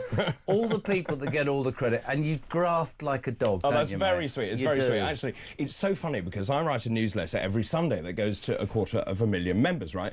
And he does, and I write it for him. Well, actually, Matt, who works with me, does a fantastic job. But the point is that I have to read that newsletter to work out what I actually did that week because there's so much going on.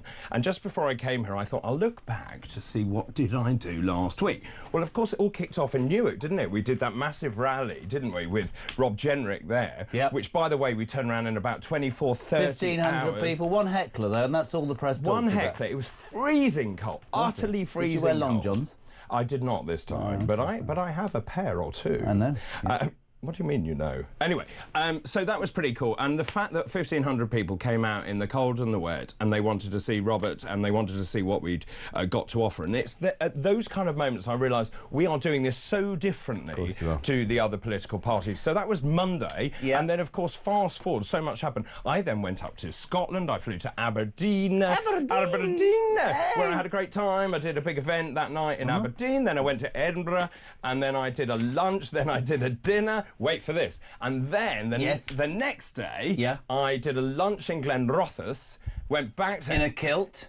And then that evening I got my kilt out and went to the Lord Provost dinner.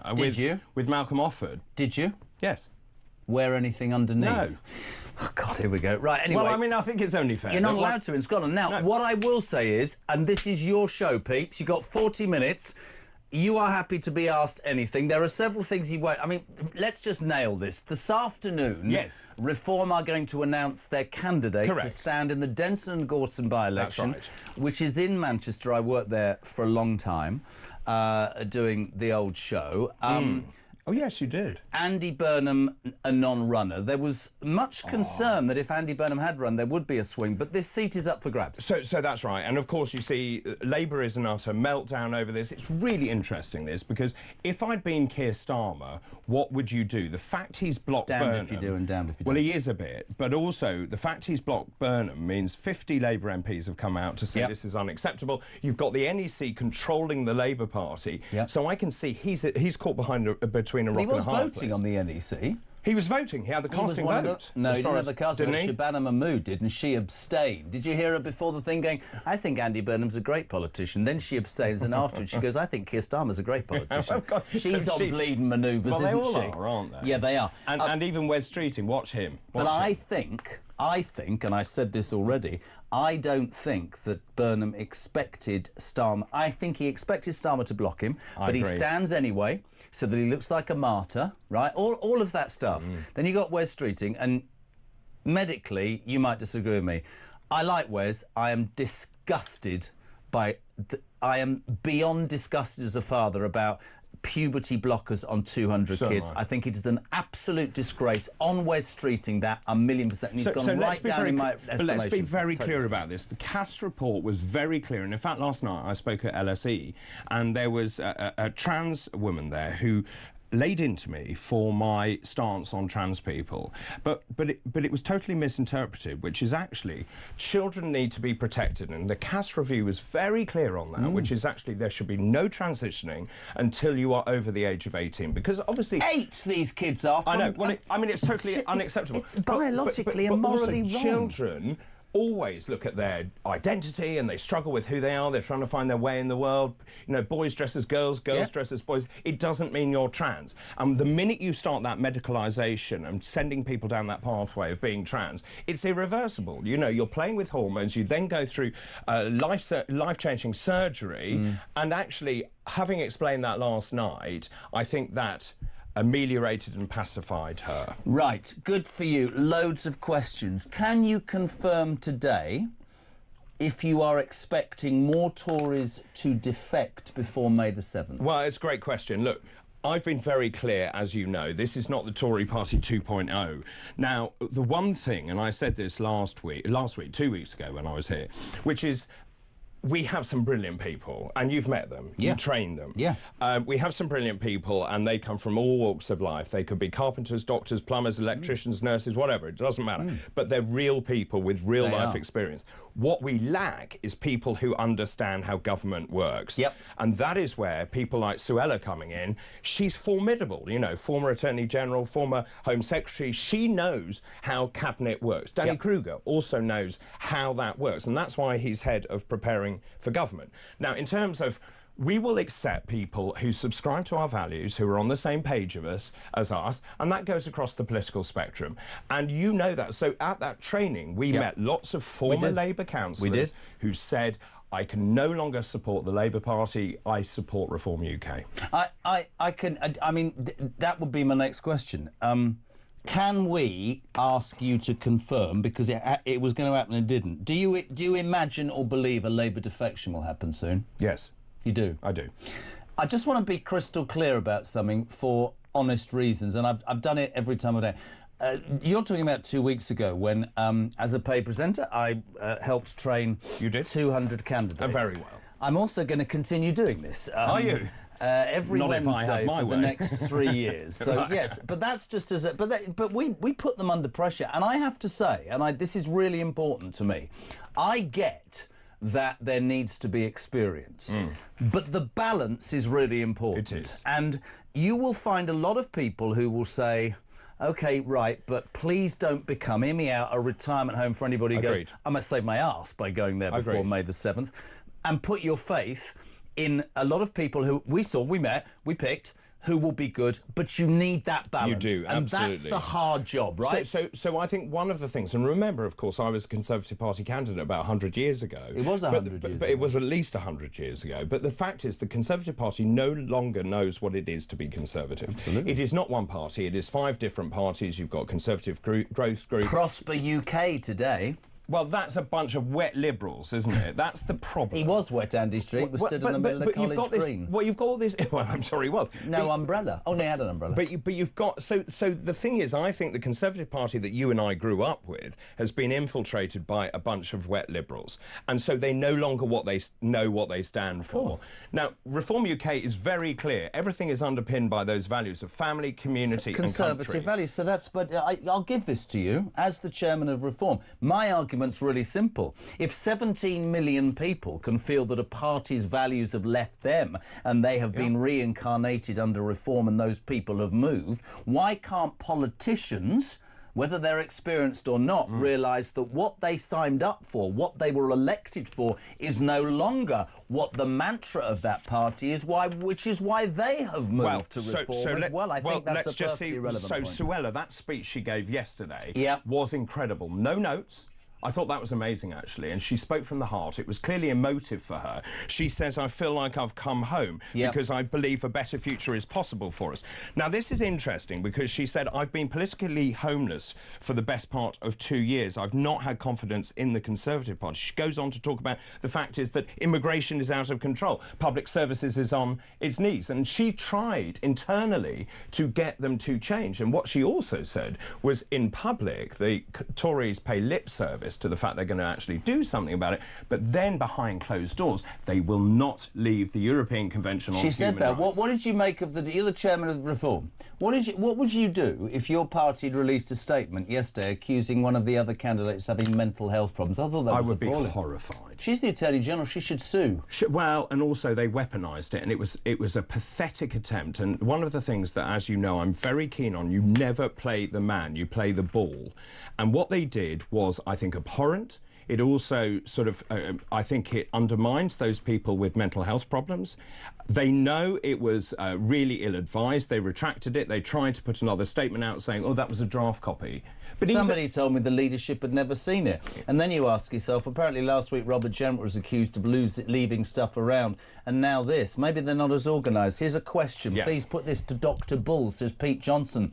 Defections without by-elections need to be banned. The MPs crossing the floor without facing their electorate, in my opinion, says PJ in Suffolk, are wrong. They're cowards. Simple as that. What does he feel about that? So I agree, actually. I think actually in a democracy you should stand up and say, look, if you believe in me, we will have a by-election. Now that being... Is that down to the individual MP? Is that the rule? Yeah, I guess it is. But also the point is, and I was reading about this morning, that on the ballot paper, you vote for a person. Yeah, you do. Not the party. Yep. So...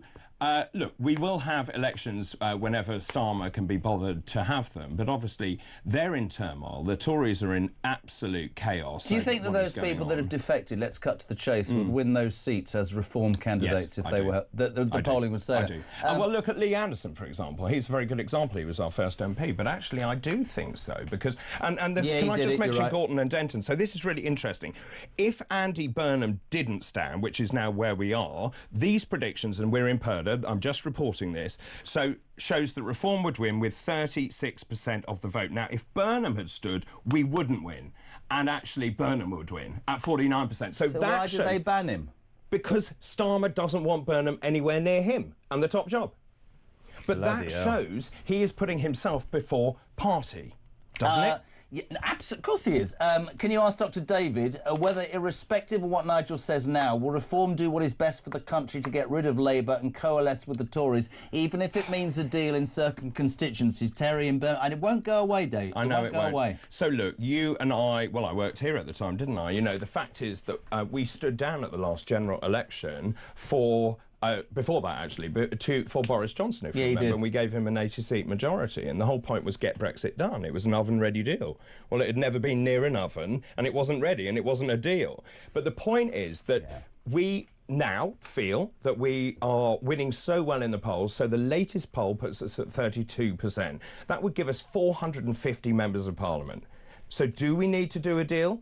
No. 3 years to the election. I'll tell you something else as well, and it's not for me to tell you how to do your job. I reckon there are 3 or 4 million people who don't say how they're going to vote. So that's what we call the shy reformer. Absolutely shy reformer. Let's go to Bournemouth on the phone. Joe, you're through to David Bull. Good morning, sir. How are you? I'm very well, thank you. And you? I'm very well. You're through to David. Put your question. Hi, David. Yeah, good morning. Hello, David. With all the defections going on at the moment from the Conservatives, I think it'd be nice to know that if any of these MPs do start to not maybe align with all of the values of reform, how quickly would Nigel remove the whip from them? Very quickly. So with Suella, we've been in conversation with her for a very long time. She is a perfect fit for everything we believe in. But you have to subscribe to our values, to everything that we believe in. And if you don't, then you won't be part of the team. Sorry, I've just unplugged myself. Hang on a minute. So if you don't... He's used to people doing that. Oh, I know. Hang on a minute. Chairman. If you... Sorry, Jeremy. Can you get it in? No, it's the honest answer. I can't come round because... Come on, Damien. Oh, Damien. Right, I've done it. Do you know now. what we call Damien? What's that? G-spot. Because you can never find him. Crack on with the call. It's very early for that. 9:16. I know. You're welcome. Sorry, just to say, so yes, you're right, but also what we're trying to do is to build a team that actually works together. Wouldn't that be great? Yeah. And actually, I am so impressed, and I kind of use this advisedly, but every day I wake up and try and work out how many MPs I have. I mean, You've got 8 now. I've got 8. So 10 days ago I had 5. So I've now got 8.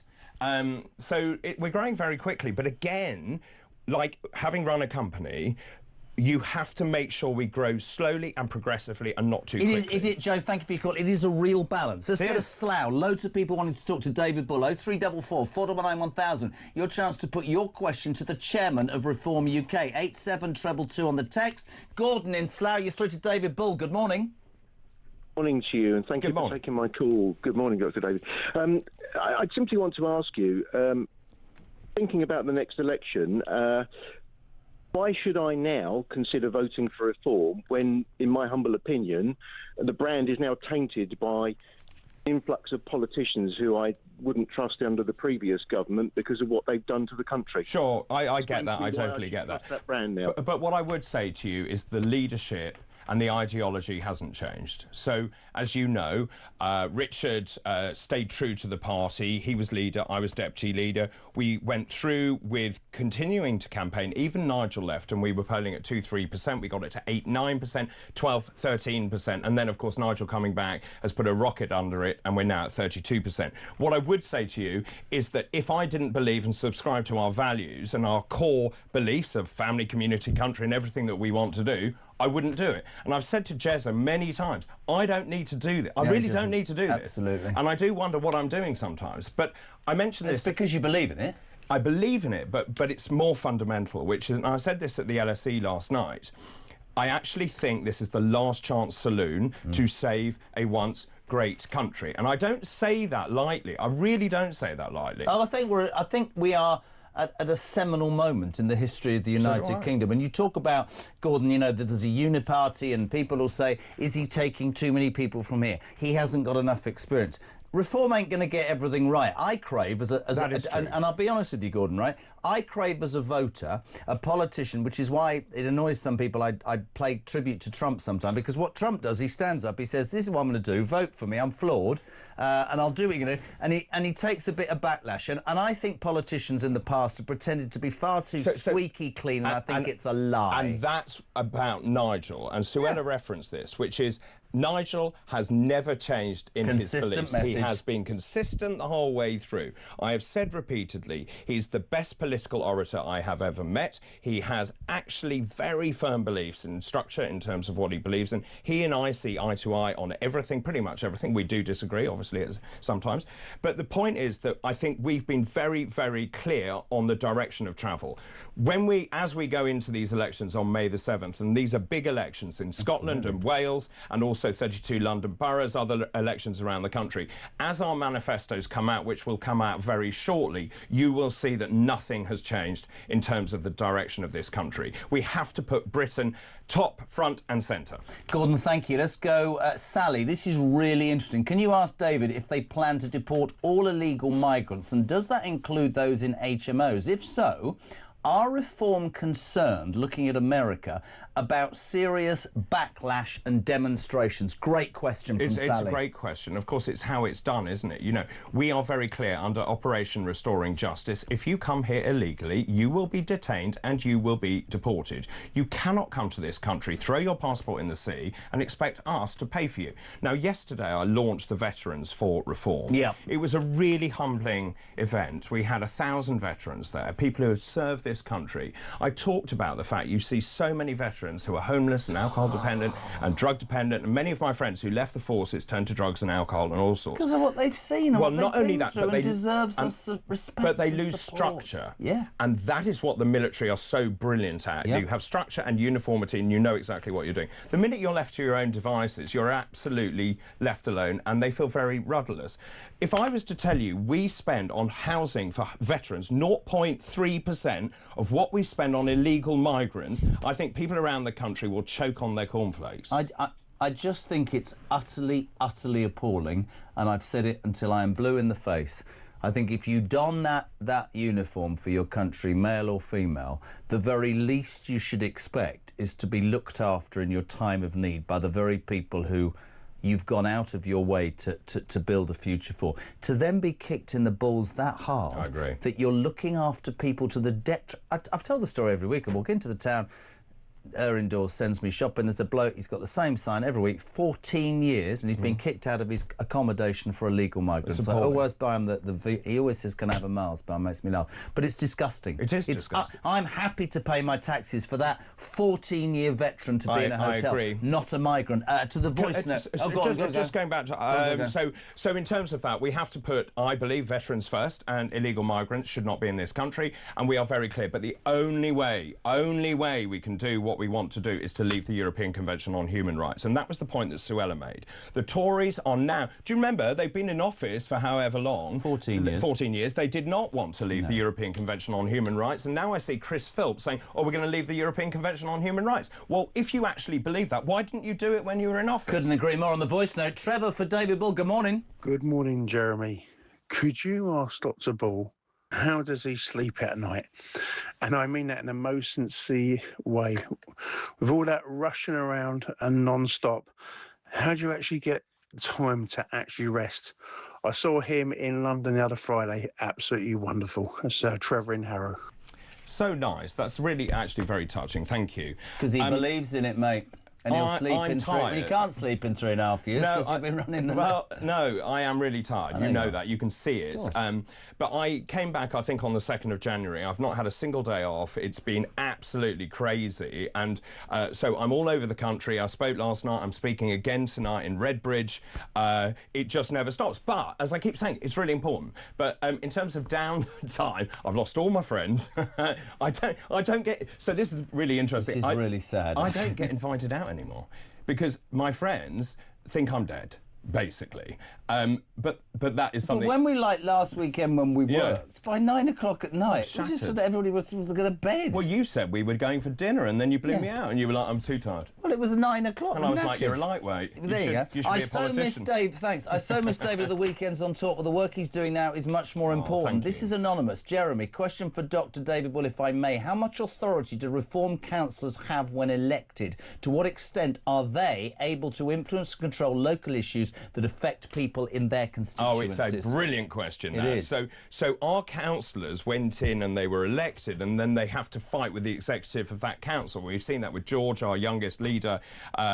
in the Warwickshire. council, in Warwickshire, where he basically has a chief executive who basically refuses to do anything that they decide that they want to do. And this goes back to something else that we are looking at, which is the civil service. You know, it reminds me of Yes Prime Minister, Europe. Sir Humphrey. Sir Humphrey, and also the fact is Yes Minister, of course, We'll but do they the then complete do opposite everything. by telling and you to your actually, that face. show was based on a very good friend of mine, her father. And that is so accurate, where the civil service just carry on regardless of actually the But you know the debate that many people have, and I have to put this to you, that's my job. They say, they hear Farage and Tyson, you say, we will deal with the blob. 10,000 civil servants in Whitehall. Yeah. The last time a government fell, only 200 people changed their jobs, 100 ministers and 100 special advisors. The blob stays. Yes.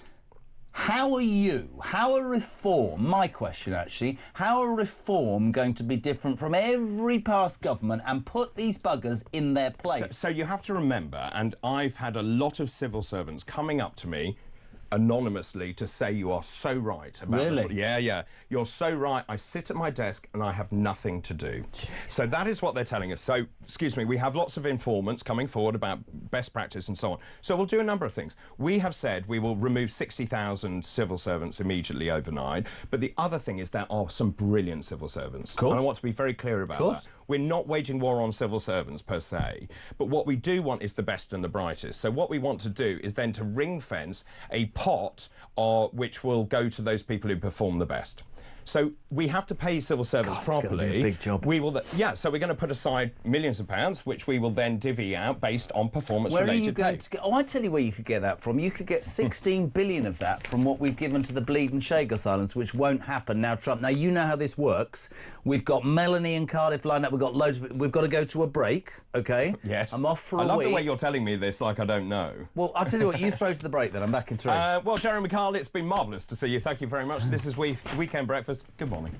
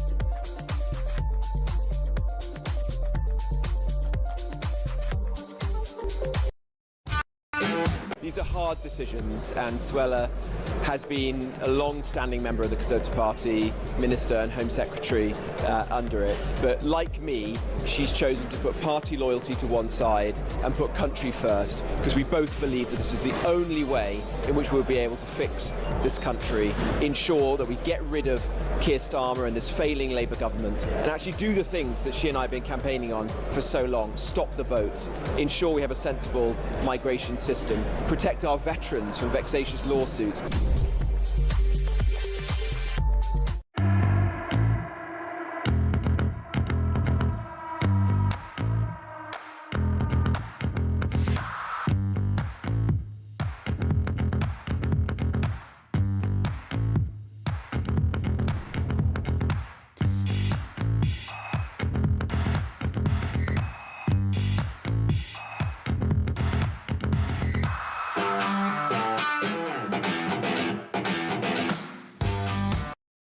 Across the UK, on DAB+, on YouTube, on your mobile, and on your side.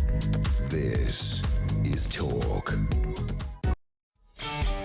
Right, 9:30. So he's here, the chairman of Reform, Dr. David Bull, and whereas Robert Jenrick is called Ring Rob, this is called Dial David or Do David. You said Dial Dave. Do you not like Dave? Dave the Rave. I've never been, well, no, so I was called that when I ran my disco many years ago, but I haven't Your been... disco? Yes. That was the first company I founded. You start the car, I'll start the song. Let's roll another fat one. Dr. D's in the house. 1983 to 1992, I ran a mobile disco. I have 1,000 7-inch singles. I've still got all the kit. Were you called Dave Doubledeck? So it was originally called Orion Disco, and it changed to Raging Bull. I bet it did. It really did. And you've got thousands of 7 inches in your garage. Right, 9:30. Not just 7. Some Thank are you. 12. Melanie's in Cardiff. Melanie, good morning. You're through to David Bull. Hi, hello, good morning. Good morning. I'd like to ask you, David, if it's true that Nigel Farage and Lee Anderson did not vote against this awful thing of going against our veterans and hounding them. And I'd like to know why. It's very important, David. Of course. Because this will justify whether I leave the membership or not.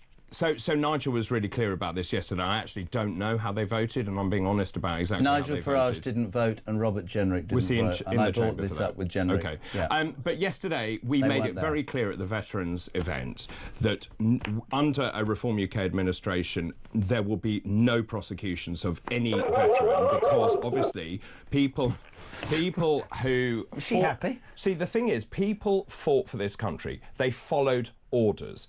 And so, therefore, if you follow orders, you should be immune from prosecution. I guess what she's saying, were they wrong not to be... I mean, they were both not able to be there, but I thought there was an argument. They both... he was in Davos and Jenrick was somewhere else. Hold on. Yeah, they can piggyback, though, can't they? Well, this is what I said this to Robert Jenrick. Can you not do a deal? What was his answer? Well, he feels... I don't know whether... I don't know, is the honest, absolute answer. I mean, I think it's a bit of an own goal. I mean, I'm being completely straight, and people will admit that. But as chairman, I can't control what the MPs do, right? No, but what you can do is you control, quite rightly with your answer, what's going to happen down the line. And let me tell you, there isn't a party more committed to the military than Reform. Well, that is absolutely right. And in fact, yesterday was so humbling, and there were men and women there who have served, who feel really abandoned, in wheelchairs, missing limbs. Yeah. And for me to stand up and to talk about what we will do to protect military veterans is implicit and very fundamental to everything we believe, which is we need to put, and I mentioned this multiple times yesterday, we will always put veterans first, and we should put veterans ahead of people who come to this country illegally, but many of those, by the way, that are in asylum accommodation don't even subscribe to our values and have even fought against our country. They should not be in this country. Thank you. Let's go to Derby. Travis, you're through to David Bull. Good morning. Hello, good morning, David. Good morning. I'm an ex-soldier myself, so I do really hope Reform do get through. Thank you. And fingers crossed you will do.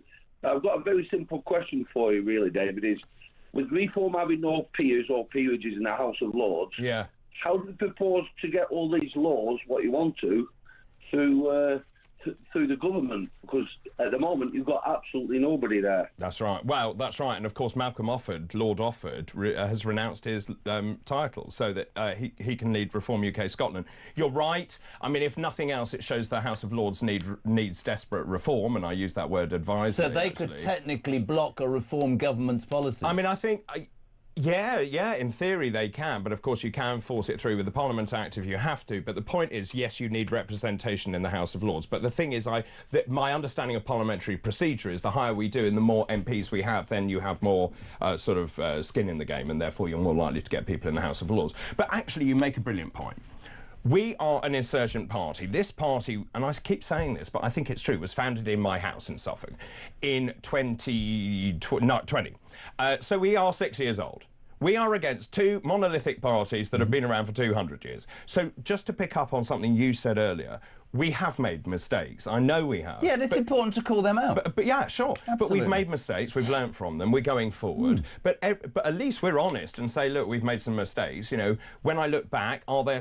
I've got to be careful what I say. But are there some decisions that I wouldn't take now? Yes, of course. But at least I'm honest about it. OK, good. Talk. Jezza, please ask David what Reform are doing to keep the pressure on the American administration to ensure their current change of direction regarding support for the Chagos embarrassment is followed through to the conclusion solution of preventing this immoral government surrendering our sovereign territory? KJ in Somerset. 100%. Great question. So so a lot has happened on this, which is that actually Starmer lied, if you remember. He said it would cost £3.5 billion. The answer is wrong. It is not going to cost 3.5. It's £35 billion we are paying to lease Diego Garcia Bat, which is a strategically important island in the Chagos Islands. So the government has decided, and by the way, it's not just Labour, this was started under a Tory government. So they've decided we're going to give away strategically important islands to Mauritius, a country which has never owned the Chagos Islands, against the wishes of the Chagosian people. And the development this morning is that they have worked out that under that deal, we would not be able to base any bombers with nuclear weapons on Diego Garcia, which renders the whole thing absolutely hopeless. Now, Nigel has... I'm not telling tales. Nigel has spoken to Trump. Trump is now listening, and you could see that from the Truth Social post that he did. I'm hoping it's dead in the water. I think if Trump's involved, it probably would be. I want to get as many in as possible. Ed's in Hampshire. Please ask David Bull, is Reform UK committed to mass deportations of illegal migrants, including overstayers? We must not just stop the flow.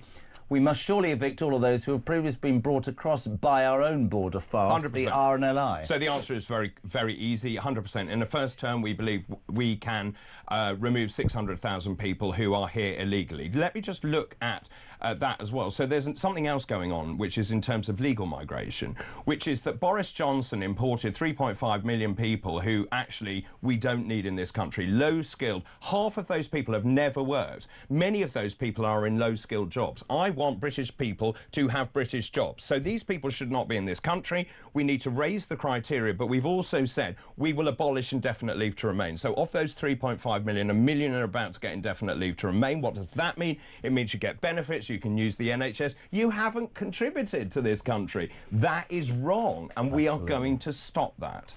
Samara yesterday was at yes, she was. I saw her. Let's just play the question she asked Nigel. Your thoughts on this? Samara to Nigel Farage yesterday. Would a reform government ensure that people in the UK that are here illegally are not free to move around unchecked? And given you won't be able to shut down sites like Crowborough on day one, how would you enforce that? The residents of Crowborough would be far less concerned if those young men who illegally come to Britain, willfully discarding their iPhones and their passports in the channel at the 12-mile line, about whom we know absolutely nothing, they'd be far less concerned, the residents of Crowborough, if they were kept behind locked gates. They'd rather they weren't there at all, but the real concern is that these people will be moving freely out within the community.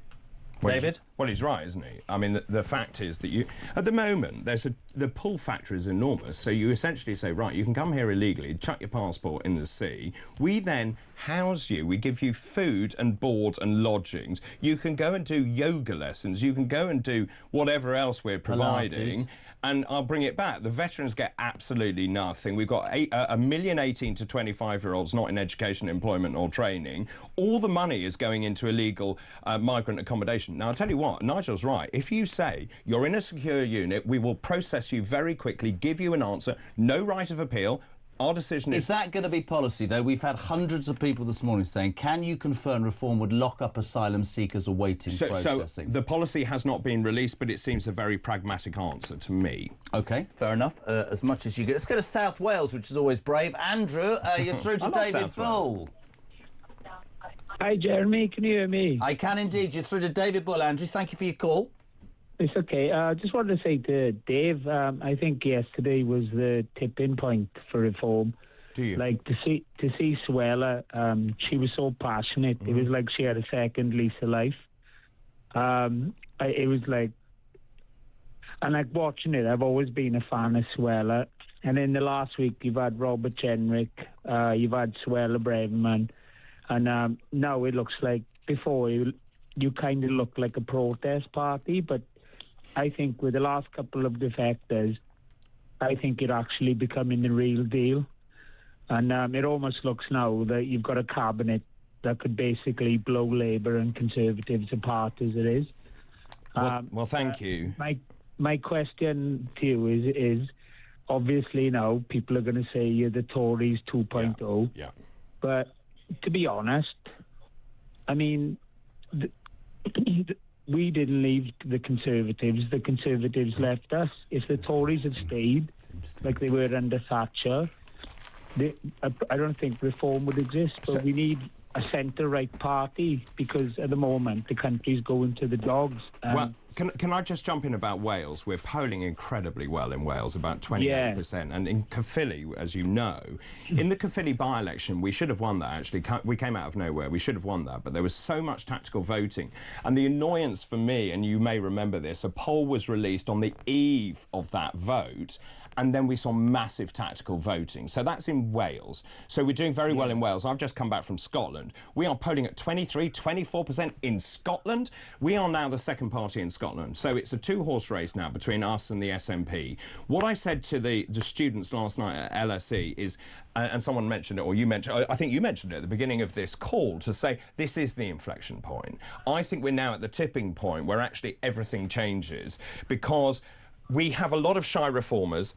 50% of people who voted Labour are now voting for us. 40% of our voters did not go to university. So these are people who work really hard, plumbers, electricians, carpenters, nurses, whatever. They work really hard, do 2-3 jobs a day, and see the injustice of people coming here illegally and being stuck in a hotel and having a lovely time. So what we're now seeing is that if that polling is right and we get 450 members of Parliament, Labour go down to 73 members of Parliament, and the Tories face an extinction level event. They would go down to 7 members of Parliament and they can go home in a minibus. Interesting. I've got some questions. There's a report out. Thank you, Andrew. Robert Jenrick is set to be unveiled as Reform's Shadow Chancellor within weeks, beating Reform rivals to the role. Zia Youssef will be Home Secretary. Richard Tice to get a beefed-up new portfolio combining energy and business. Farage is planning to name his great offices of stakeholders before the May local elections. Can you confirm that? And if so, what position's Suella getting? Oh, it's a good, what about me? What I would say Chairman. is... What I would say is Nigel always plays his cards very close to his chest. So that is news to me. I read it. Look, what we will do, and one of the things that I'm keen to do, is to have a shadow cabinet, because at the moment, well, we went from a very small base where we only had 5 members of Parliament. Do the existing... This is me, really. Come on. Do the existing MPs, not existing, original MPs, yes, they must feel slightly threatened? They stuck their necks on the line, stood for reform, and suddenly all these bigwigs are coming from every other party and people are saying, Jenrick and Braverman. If I'm Sarah Pocham, I'm Lee Anderson, I'm Richard Tice, I'm thinking, hold on a second, I put in all the hard-bleeding yards here and I feel like I'm sort of being shunted. I mean, I think that's a fair question. I think that's human nature, but actually, and I welcomed Suella yesterday, and I messaged her this morning to say, welcome to the Reform family. And it is a family. And if you notice the way that we greeted everyone, tomorrow morning I hold a meeting with all my MPs. Meeting? I'm going to need a bigger room. Very soon. And more coffee. But actually, this meeting, I hold it with them before they go to prayers, before they go to the Commons for PMQs. This is a moment where we come together and air all our discrepancies or worries or fears or whatever it is. And I think that obviously human nature is such that obviously you protect yourself, but at the same time, I honestly believe people are doing this for the country. You think these over people and above are their own. OK, that's interesting. I do. Got a voice note on this exact question, though. Perry, good morning. Hello, David. The question I'd like to ask is, I kept hearing, like, Richard Tice has been stabbed in the back because of the position that Robert Jenrick's been given. But I don't think, well, I don't know, but I do believe that he always puts himself before anything else anyway. You know, he will put Richard's always put the country before himself. But I keep hearing that he's been stabbed in the back and he's gutted. Is this true? So Richard is a very good friend of mine, obviously, when it was just the two of us, and I tell this story the whole time when he was leader, and then he said to me, I think you should be deputy leader, and I was like, well, there were only two of us. There's only two of them in the room. I mean, it's still a great... To be honest, for anybody thinking, well done, David, there was nobody else but the cat and the kettle. That's it. That's right, we had 3 staff up in Ashby. I mean, it was very funny. Well done. The party would not exist without Richard Tice. Richard bailed the party out. We were hemorrhaging money. Richard put in money, quite a significant sum of money. We've now paid Richard back, but I'm forever grateful that Richard did that. Richard is a great team player. He's a very bright man. He has incredible prowess and accolades and all the rest of it. A cabinet would not be complete without Richard in it. Ooh, so we guarantee if reform, you've just guaranteed that if reform gets elected, Richard Tice would be in the cabinet. I said, this is my view, a cabinet would not be complete without Richard. How much say does the chairman have over these things? And I'm this is from me.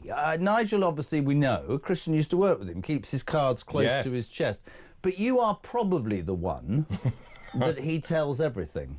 Most stuff. I mean, we had long conversations about the candidate. We're unveiling at 2 o'clock this afternoon. You're not allowed to tell me, are you? I'm not even telling you.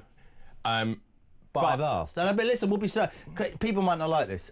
We know each other really well. I asked him. He's not allowed to say, and that's genuinely true. I can't say. But, and I would not. And I would not pressure. Do I know them? So what I would say is do I know them? What I would say is, over the weekend, I phoned Nigel with an idea of someone. We then battered it around. He really liked the idea. We then put it to various people. Anyway, we'll unveil it at 2 o'clock. By then, it will all become clear. And even Matt, who works for me, doesn't know who the candidate is. Are you making the announcement or Farage? Sorry? Who's making the announcement? Lee. Lee Anderson. Lee Anderson. He's making the announcement. He is. And I just texted him saying, I hope it goes very well. Well, he's chief whip. Oh, right. OK. I mean, he's quite bruiser, Lee. He makes me laugh. He's so funny. By the way, can I compliment him on something, by the way? There's a story in the paper today which is very relevant. I don't know, I want to bring it back to this because this, for me, is the sort of story that this station should forever do. A Pakistani asylum seeker raped a woman twice in a park in Lee Anderson's constituency. Forget he works for another station, and he wouldn't let this girl, Sherez Malik, guilty of sex attack, despite claiming he was drunk and vulnerable.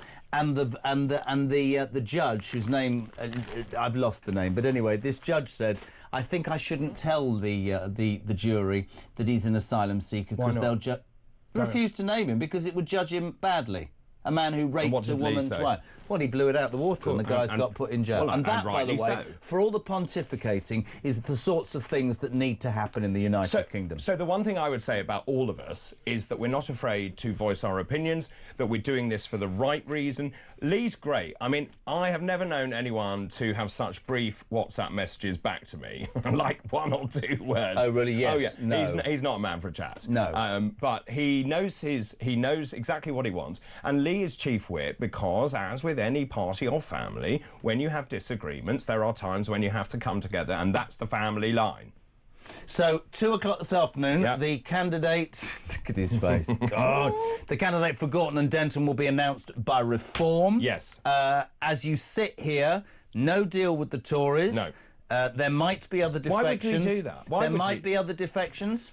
There will be defections, and they will come from Labour as well and other parties. But the one thing I said, and I did win this battle with Nigel, I said to him, we need a cut-off date. Yeah. Because I cannot have people coming across when they think their P45 is about to be delivered. So this is not a retirement home for any MPs. So there are lots of very young MPs who are very good, who are very worried about their seats, and that goes across the board, actually, for the Labour and the Tories.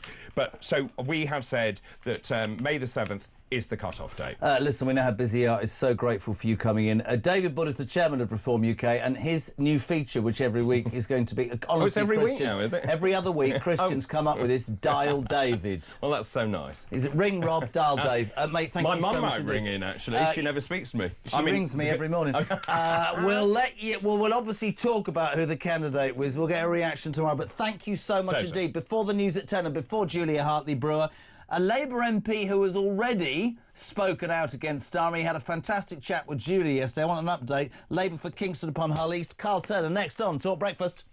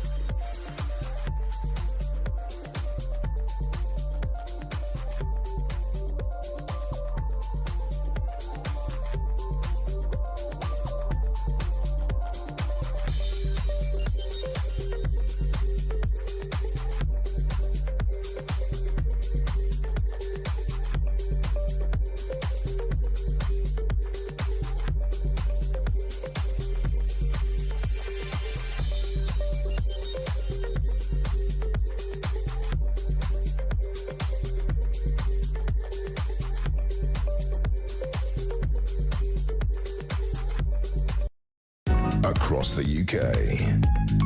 On DAB+, on YouTube, on your mobile, and on your side. This is Talk. Welcome back, 10 to 10. Julia Hartley-Brewer here from 10 o'clock. Yesterday she had a really interesting interview with Carl Turner MP, Labour for Kingston upon Hull. I just wanted to catch back in with Carl. Carl, a very good morning. Welcome to breakfast. How are you? Good morning, Jeremy. Thanks for having me on. An absolute pleasure, sir. I bow down at the fact that you're brave enough to what you believe in to stand up. I don't want you to say anything untoward, but a Prime Minister who I think has got about as much political DNA in him as don't even say the wrong thing. He's off to China today to cosy up to a regime for a trade bill that we know has been bugging Number 10 for years, that we know wants a super embassy because even the security forces have said that's a major risk.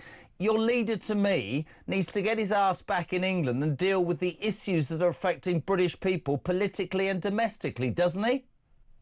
Well, he was out there this morning on his TikTok announcing a policy which I think is going to help millions of people up and down the country in terms of the leasehold arrangements when people buy apartments and flats and properties which are not freehold. That's going to be capped at 250 quid. Some of these leaseholds get to the dizzy heights of 11 and 1,200 quid a month, which makes them unaffordable and unsaleable. So that's the type of policies that Keir is getting up to, actually. So in relation to that, we're doing some good stuff, in my view. Serious question. Do you believe, with the debacle of the last 18 months, that Labour will ever govern again for decades, Carl? Look, I think it's fair, Jeremy, that the Labour Party is not polling well. That's the reality. If there's a by-election most anywhere at the moment, we're going to struggle to win that by-election. Yes or no, Carl? Come on, you're a good man. I like you. You like me. Yes or no? I tell you, I think we can improve to the point where the electorate will trust us, but we need to do some stuff which proves to them with or without that we Keir are Starmer. With or without. Government. Look, Jeremy, I don't want rid of Keir Starmer as the leader. That is the reality. I've had disagreements with him on policy. The jury stuff is where we came up against it with each other. But actually, I do think Keir is worthy of being the leader of the party and very worthy of being the Prime Minister. There's no contest for a leadership election in the Labour Party, and I think people ought to really calm it down to a frenzy. Look, just hear me out for a second. We're 3.5 years away from a general election. Lots can change. They say a week's a long time in politics. I think we can recover, but I think some of the stuff that's been sprung on Labour MPs, welfare benefits, 2-child cap, all of the things we said we're going to do and we were preparing not to do, have irritated the Parliamentary Labour Party to a point where feelings and tensions are running very high. My advice to Keir, and I speak to him, I text Keir regularly and he replies to me. My advice to him is that the Parliamentary Labour Party are really important. We want to work with you. Please don't ignore the party. Get on with the job. Do the stuff that we expect you to do in the manifesto, and don't shock us to death with daft ideas that can't work, like jury trials. Listen, I would love to have more time, but I want to fire a few things at you. Polling would suggest that he's the most unpopular and worst Prime Minister in living bloody history. I don't know whether the whips have got to you or what, and I'm not being disrespectful there, but come on, man. They're hiding him from even coming out, whether we're talking internationally or domestically, or whether we're talking being at the behest of his own MPs. The man is and has proven to be an absolute flop. The whips have tried to get to me, Jeremy, and I respect the job of the whips. I'll tell you, I was a whip for several years. I understand the job they have to do for the party.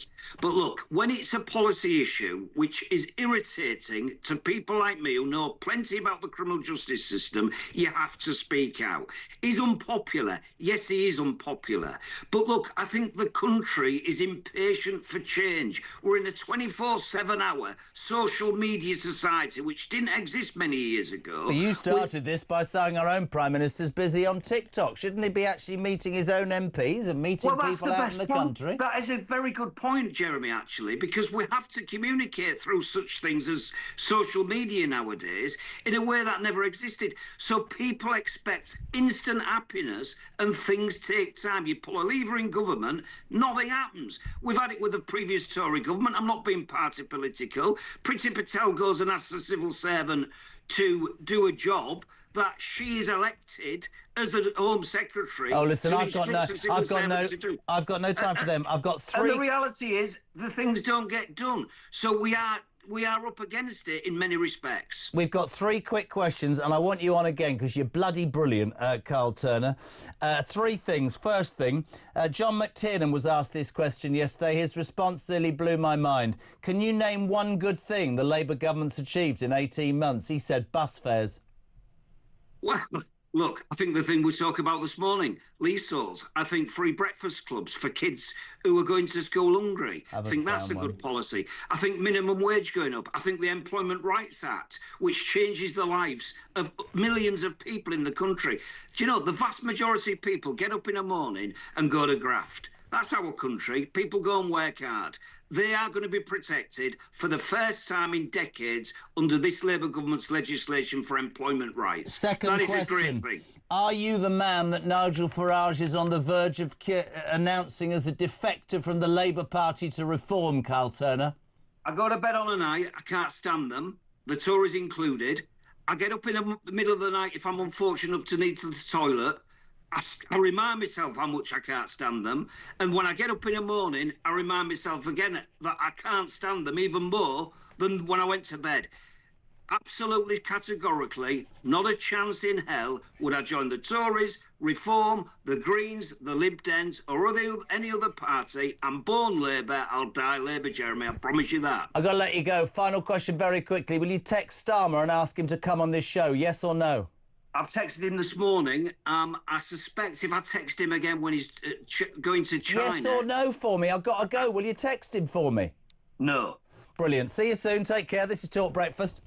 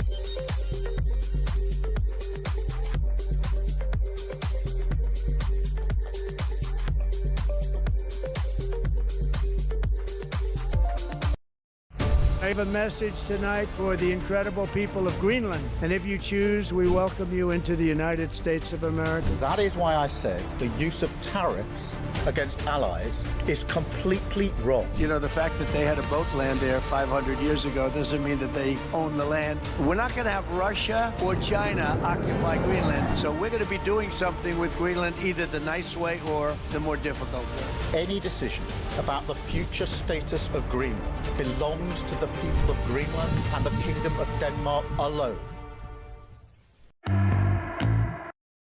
Across the UK, on DAB+, on YouTube, on your mobile, and on your side. This is Talk. Welcome back. The Queen of Westminster's arrived. Empress. I don't know why you keep demoting me. Oh, Empress. What am I then?